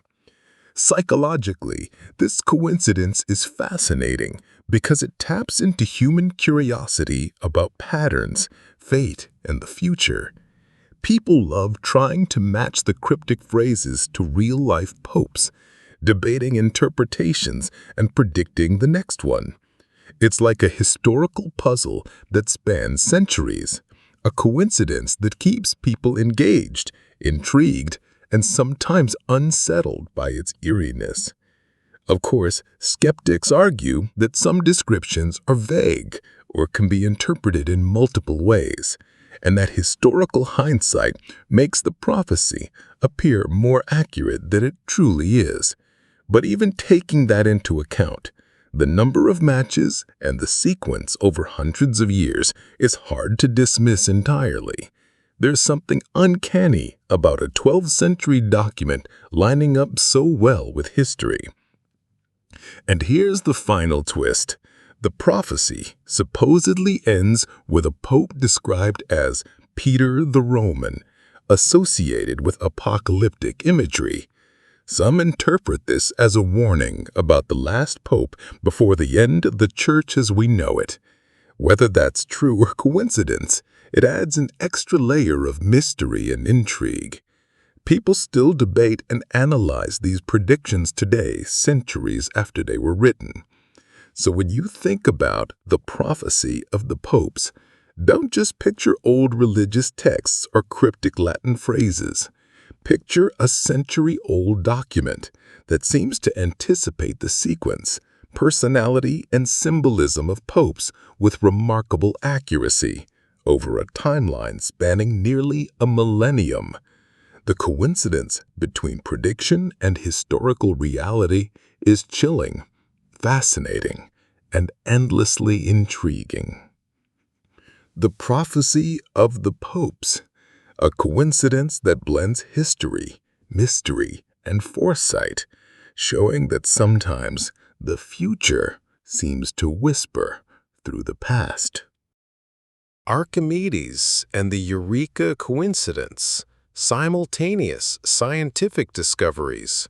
All right, folks, get ready for a coincidence that's both historical and scientific, and it starts way back in ancient Greece with the legendary mathematician and inventor Archimedes. You've probably heard the story of Archimedes shouting Eureka after discovering the principle of buoyancy in his bathtub. But here's the twist. What he discovered is part of a fascinating pattern in science: simultaneous discoveries happening independently across time and space. So let's rewind a bit.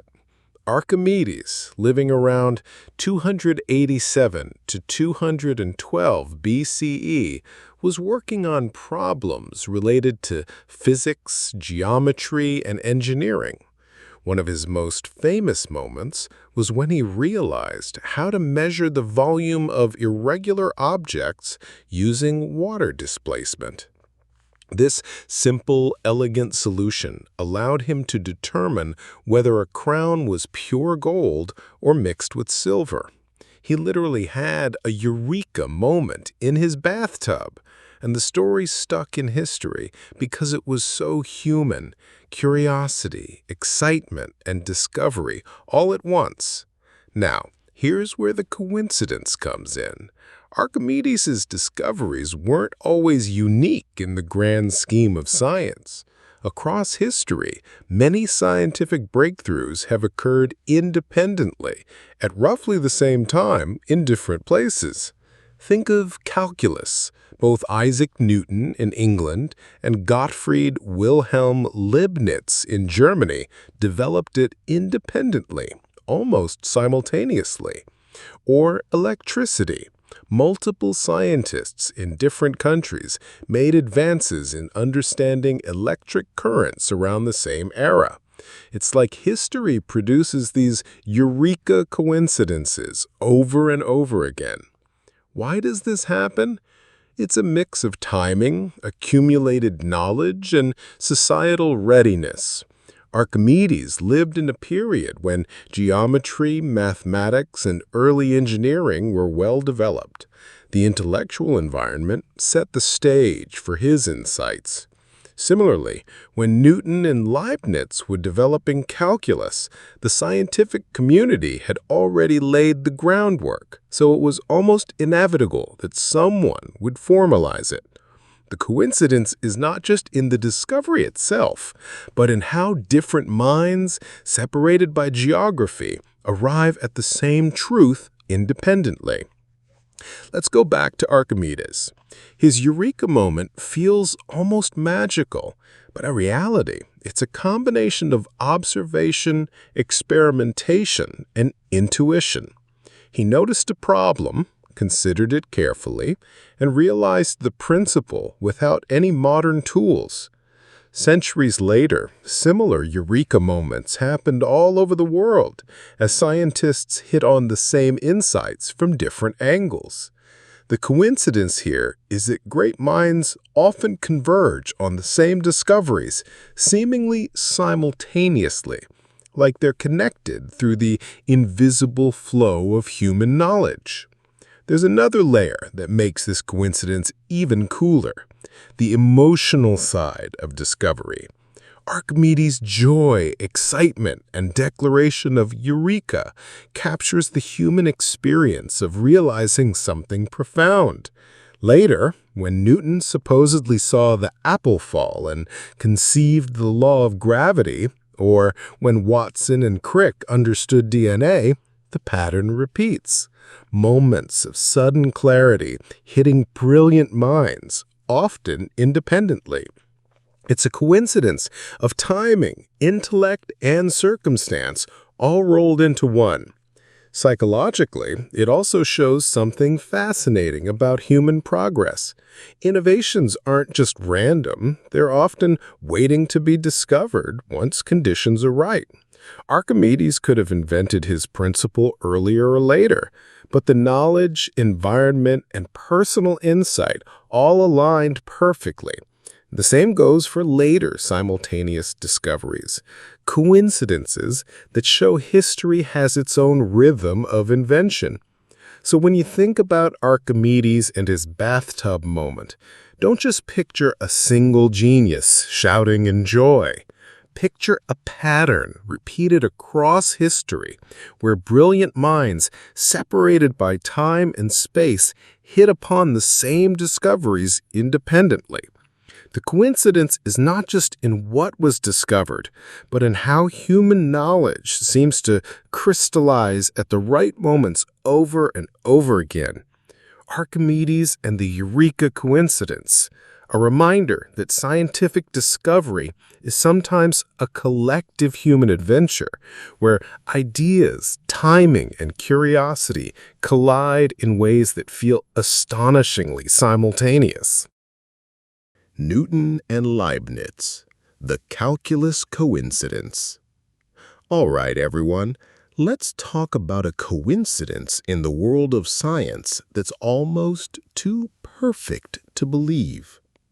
We're diving into the story of Isaac Newton and Gottfried Wilhelm Leibniz, two of history's greatest minds, and how they independently invented calculus almost at the same time. So here's the setup. It's the late 17th century, and Europe is buzzing with scientific inquiry. Newton, living in England, is studying motion, physics, and mathematics. Meanwhile, Leibniz in Germany is developing his own ideas about mathematics. Both of them were tackling problems involving change, rates, and curves, trying to understand how the world works in a precise mathematical way. And here's the kicker. Both Newton and Leibniz created calculus independently within months of each other. Not only that, but they approached it differently. Newton's approach was grounded in physics and geometry. He thought about motion, acceleration, and forces. To describe how objects move and change over time, he developed a method to calculate instantaneous rates of change and areas under curves, basically the core of calculus. It was practical, connected to the real world, and deeply tied to his studies of gravity and planetary motion. Leibniz, on the other hand, approached calculus from a more abstract, formal, and symbolic perspective. He developed the notation we still use today, the d for derivatives, the integral sign s, and the rules for manipulating them. While Newton's work was mostly geometric and conceptual, Leibniz created a language that made calculus easier to use, teach, and expand. The coincidence is mind-blowing. Imagine two brilliant thinkers working separately in different countries and arriving at the same mathematical breakthrough almost simultaneously. It's like the universe was ready for calculus, and these two minds were ripe to discover it at exactly the right time. There was no internet, no modern communication, not even fast mail between England and Germany. Just coincidence, genius, and timing. But it gets juicier. After their discoveries, a heated debate broke out over who invented calculus first. Newton had been working privately on his methods for years, but Leibniz published first. Scholars accused each other of plagiarism, and national pride fueled the controversy. Yet historical investigation shows that both truly discovered it independently, which makes this one of history's most famous coincidences. Why did this happen? Well, think about it. The scientific revolution had created an environment where people were ready for certain discoveries. Problems in motion, astronomy, and mathematics were ripe for a breakthrough. Newton and Leibniz were just in the right place at the right time with the right preparation and intelligence to make the leap. It's a coincidence of timing, environment, and human capability all rolled into one. And here's the human side of it. Both men probably had moments of private eureka, realizing they had unlocked a fundamental key to understanding the universe. Imagine the thrill, the excitement, the feeling of seeing a problem that had stumped generations suddenly fall into place. And all this happened independently, which makes it feel almost magical. This story also teaches us something about discovery itself, that some breakthroughs are inevitable once knowledge reaches a certain point. Calculus didn't appear out of nowhere. It was waiting to be discovered, and multiple brilliant minds were primed to find it.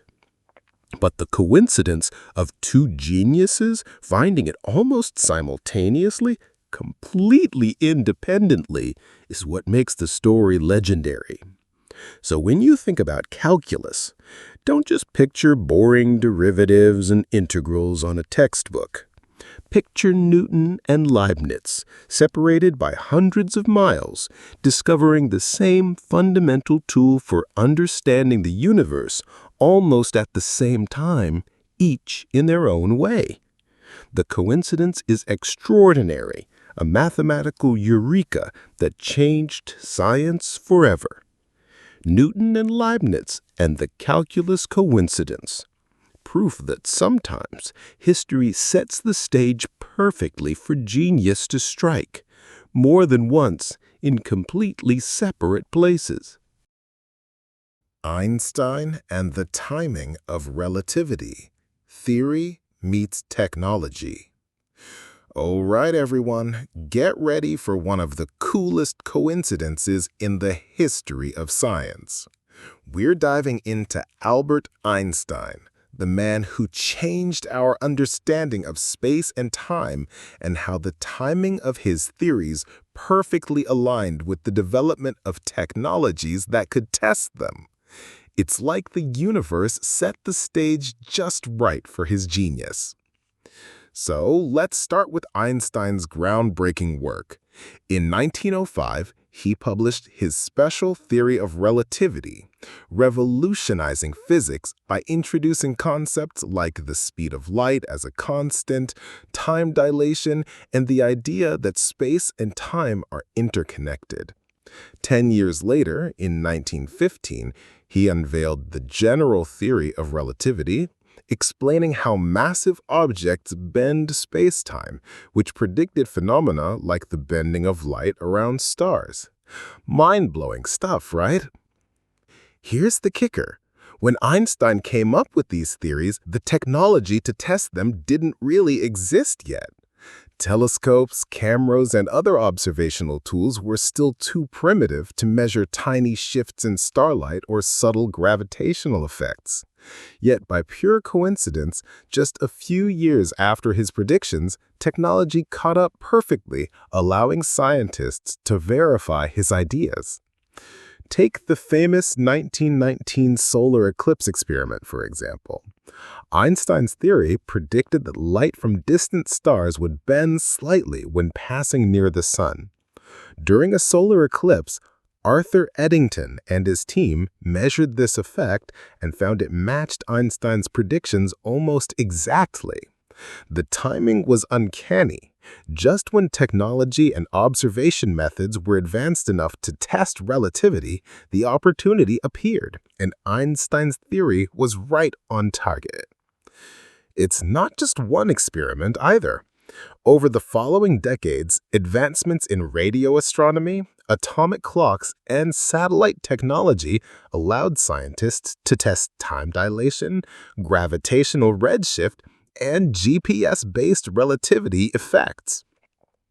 These experiments would have been impossible in 1905, but by the mid-20th century, humanity had the tools Einstein's theories demanded. The coincidence? His genius anticipated humanity's technological progress almost as if he knew the world would be ready. Now, here's why this is mind-blowing. Most scientific theories need incremental improvements in observation and technology. Many brilliant ideas never get tested for decades or even centuries. But in Einstein's case, the theoretical breakthroughs and technological readiness overlapped almost perfectly. It's a historical alignment that makes it feel like relativity was destined to be discovered and confirmed at that precise time. Another layer of the coincidence is how it affected the world. The 1919 confirmation made Einstein a global superstar almost overnight. Newspapers called it the revolution of physics, and suddenly the world was paying attention to abstract equations that a decade earlier would have seemed like science fiction. Timing, coincidence, and genius all converged in a way that amplified both scientific and cultural impact. Psychologically, this shows something fascinating about human progress. Ideas sometimes outpace technology, but occasionally, like with Einstein, the world catches up at just the right moment. It's a reminder that discovery isn't just about genius, it's about context, timing, and opportunity. In Einstein's case, all three aligned almost perfectly. So when you think about Einstein and relativity, don't just picture complicated equations on a blackboard. Picture a man in early 20th century Europe redefining space, time, and gravity, while the universe, or maybe human invention, prepared the tools to prove him right just at the perfect moment. That's the coincidence. Theory and technology working together across time to confirm one of the most revolutionary ideas in history. Einstein and the timing of relativity, proof that sometimes genius doesn't just arrive, it arrives exactly when the world is ready for it. Darwin and Wallace, the double birth of evolution. Okay, picture this. You spend 20 years quietly building the biggest scientific idea of your lifetime. An idea so bold it could change how humans see themselves in the natural world. You've been carefully collecting data, jotting down notes, sketching birds, digging through fossils, basically sitting on a world-changing secret. Then suddenly, one day, you open a letter from a young scientist on the other side of the globe, and he's come up with the exact same idea. That, my friends, is exactly what happened to Charles Darwin and Alfred Russel Wallace, the two men who independently discovered the theory of evolution by natural selection. We all know Darwin's name. He's the guy on the 10-pound note, the bearded naturalist who wrote On the Origin of Species in 1859. But what many people don't realize is that Darwin wasn't the only one who cracked the code of how species evolve. Wallace, a self-taught naturalist exploring the jungles of Southeast Asia, pieced together the same theory almost at the same time. Talk about a coincidence. Let's rewind. Darwin had been working on his theory since the 1830s, after his famous voyage on the HMS Beagle. He noticed how finches on the Galapagos Islands had different beaks depending on their food sources. To him, this suggested species weren't fixed. They changed over time through a process he later called natural selection. The idea that individuals with traits better suited for survival tend to pass those traits on. But Darwin sat on this theory for years, gathering mountains of evidence, worried about the backlash it would cause in a deeply religious Victorian society. Meanwhile, across the world, Alfred Russel Wallace was in the Malay archipelago, collecting butterflies, beetles, and birds. Wallace didn't have Darwin's money or connections. He actually funded his expeditions by selling rare animal specimens to collectors. But despite his rougher path, Wallace was a sharp observer. While suffering from a fever in 1858, he had a flash of insight. Species weren't static. They evolved through a process that looked suspiciously like natural selection. So what did Wallace do? He wrote a letter to Darwin outlining his theory. Imagine Darwin's face when he opened it. After 20 years of hesitation, here was this young guy basically saying, "Hey, I've cracked the mystery of life. What do you think?" For Darwin, it was both terrifying and validating. Now here's where the story gets even more interesting. Instead of fighting over who got credit, the scientific community arranged a joint presentation. In July 1858, papers by both Darwin and Wallace were read together at the Linnean Society of London. The world officially heard about natural selection from two voices at once. Darwin later rushed to publish On the Origin of Species the following year, which made him the household name of evolution. Wallace, he remained hugely respected, even called the father of biogeography for his work mapping how species are distributed across the globe. But history, as it often does, remembered one name more than the other. So what's the coincidence here? Well, think about it. The theory of natural selection wasn't stumbled upon once, but twice, in two different places, almost simultaneously. Darwin in England, Wallace in Indonesia. Neither man knew the other was working on the problem. It's as if the world itself was ready for this breakthrough. The evidence was everywhere, and two brilliant minds just happened to connect the dots at the same time. There's even a term for this in science, multiple discovery. It's when big ideas pop up in more than one brain at once, like calculus with Newton and Leibniz, or the telephone with Bell and Gray. Some people think this shows that scientific progress isn't about lone geniuses, but about the right conditions. When the evidence stacks up, when the questions are ripe, someone, or in this case two people, are bound to find the answer. The Darwin-Wallace story also teaches us something about humility and timing. Darwin had the data, Wallace had the spark, and together, their combined work launched one of the most important ideas in human history, that life isn't fixed, but constantly changing, shaped by survival and adaptation. So the next time you hear someone mention Darwin and evolution, remember, it wasn't just Darwin's story. It was also Wallace's. Two men, thousands of miles apart, catching the same idea at the same moment. A coincidence? Maybe. Or maybe evolution itself was waiting to be discovered, and it just happened to tap two minds at once. Mendeleev and the periodic table predictions. Okay, picture this. It's the 1860s, and chemistry at the time was kind of like a messy kitchen. Scientists had discovered a bunch of elements: oxygen, hydrogen, gold, copper, and so on. But there wasn't any real organization. Imagine trying to cook dinner if all your ingredients were just dumped into one giant basket. Salt, sugar, flours, and garlic cloves all mixed together. That's how chaotic the scientific understanding of elements was. Enter Dmitri Mendeleev, a Russian chemist with a wild beard, a sharp brain, and apparently a knack for seeing patterns where others saw confusion. Mendeleev's big idea was simple but revolutionary. What if elements could be arranged in a logical order based on their atomic weights and chemical properties? By doing that, maybe we discover a hidden structure behind the chaos.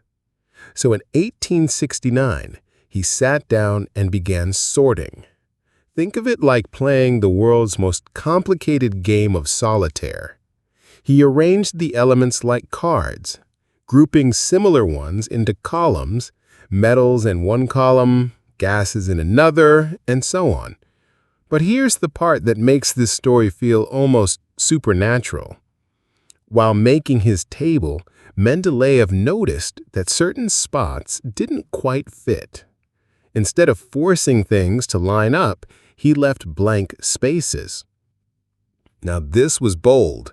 It's like handing in a puzzle where you say, "Yeah, there are pieces missing, but don't worry. I know what they look like and you'll find them later." Scientists thought he was kind of crazy. Who leaves gaps in a scientific table? But Mendeleev insisted those blanks weren't mistakes. They were placeholders for elements that hadn't even been discovered yet. And he didn't just say, "Oh, something goes there." Nope, Mendeleev went full-on psychic. He predicted what those missing elements would weigh, how dense they'd be, how they'd react chemically, even what their oxides would look like. It was like he was describing ghosts no one had ever seen. Fast forward a few years, and those ghosts started showing up. In 1875, French chemists discovered gallium, an element that perfectly matched one of Mendeleev's predictions. Its weight, its density, even its melting point were almost exactly as he had written down years before. Scientists were stunned. It was like someone had predicted the winning lottery numbers down to the last digit. Then in 1879, scandium was discovered, again fitting neatly into one of Mendeleev's empty slots. And in 1886, along came germanium, which matched his description of an element he called ecosilicon almost perfectly. By now, people weren't laughing anymore. They were calling him a genius. Think about how wild that is. He didn't just invent a table, he created a map of the future. His periodic table didn't just organize what we already knew, it predicted what was still out there waiting to be found. It was like drawing a treasure map with X's on places you hadn't even visited yet, and then explorers come back saying, "Yep, there's gold right where you marked it." Now here's where it gets even stranger. Mendeleev wasn't known for being a super mystical guy, but he claimed that the idea for the periodic table came to him in a dream. According to the story, he saw the elements falling into place like cards in a pattern while he slept. When he woke, he rushed to his desk and started sketching it out. Whether that dream story is true or just legend, it adds a layer of mystery. Was it pure genius, or did he tap into something deeper, like the hidden logic of nature whispering in his subconscious? Today, the periodic table is one of the most recognizable charts in science. You've probably seen it hanging on a classroom wall, maybe even thought of it as just a boring chart of squares with weird letters like NA and FE. But when you realize it started as a visionary guesswork project that actually came true, it suddenly feels a lot more magical. And here's the kicker. The table is still growing.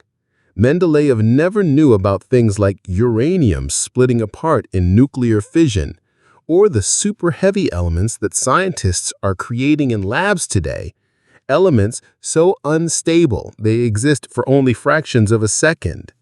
Yet even these new discoveries still follow the framework Mendeleev laid down over 150 years ago. So what's the coincidence here? Well, it's the fact that Mendeleev didn't just organize known elements, he predicted unknown ones with eerie accuracy. And those predictions turned out to be true, almost number for number. That's the kind of thing that makes people stop and ask, how could he have possibly known? Was it just the brilliance of seeing patterns nobody else noticed? Was it a lucky guess? Or was there something almost fated about the timing, that the world was ready to reveal its secrets, and Mendeleev was the person to write them down? Whatever the explanation, his periodic table remains one of the most mind-blowing coincidences in the history of science.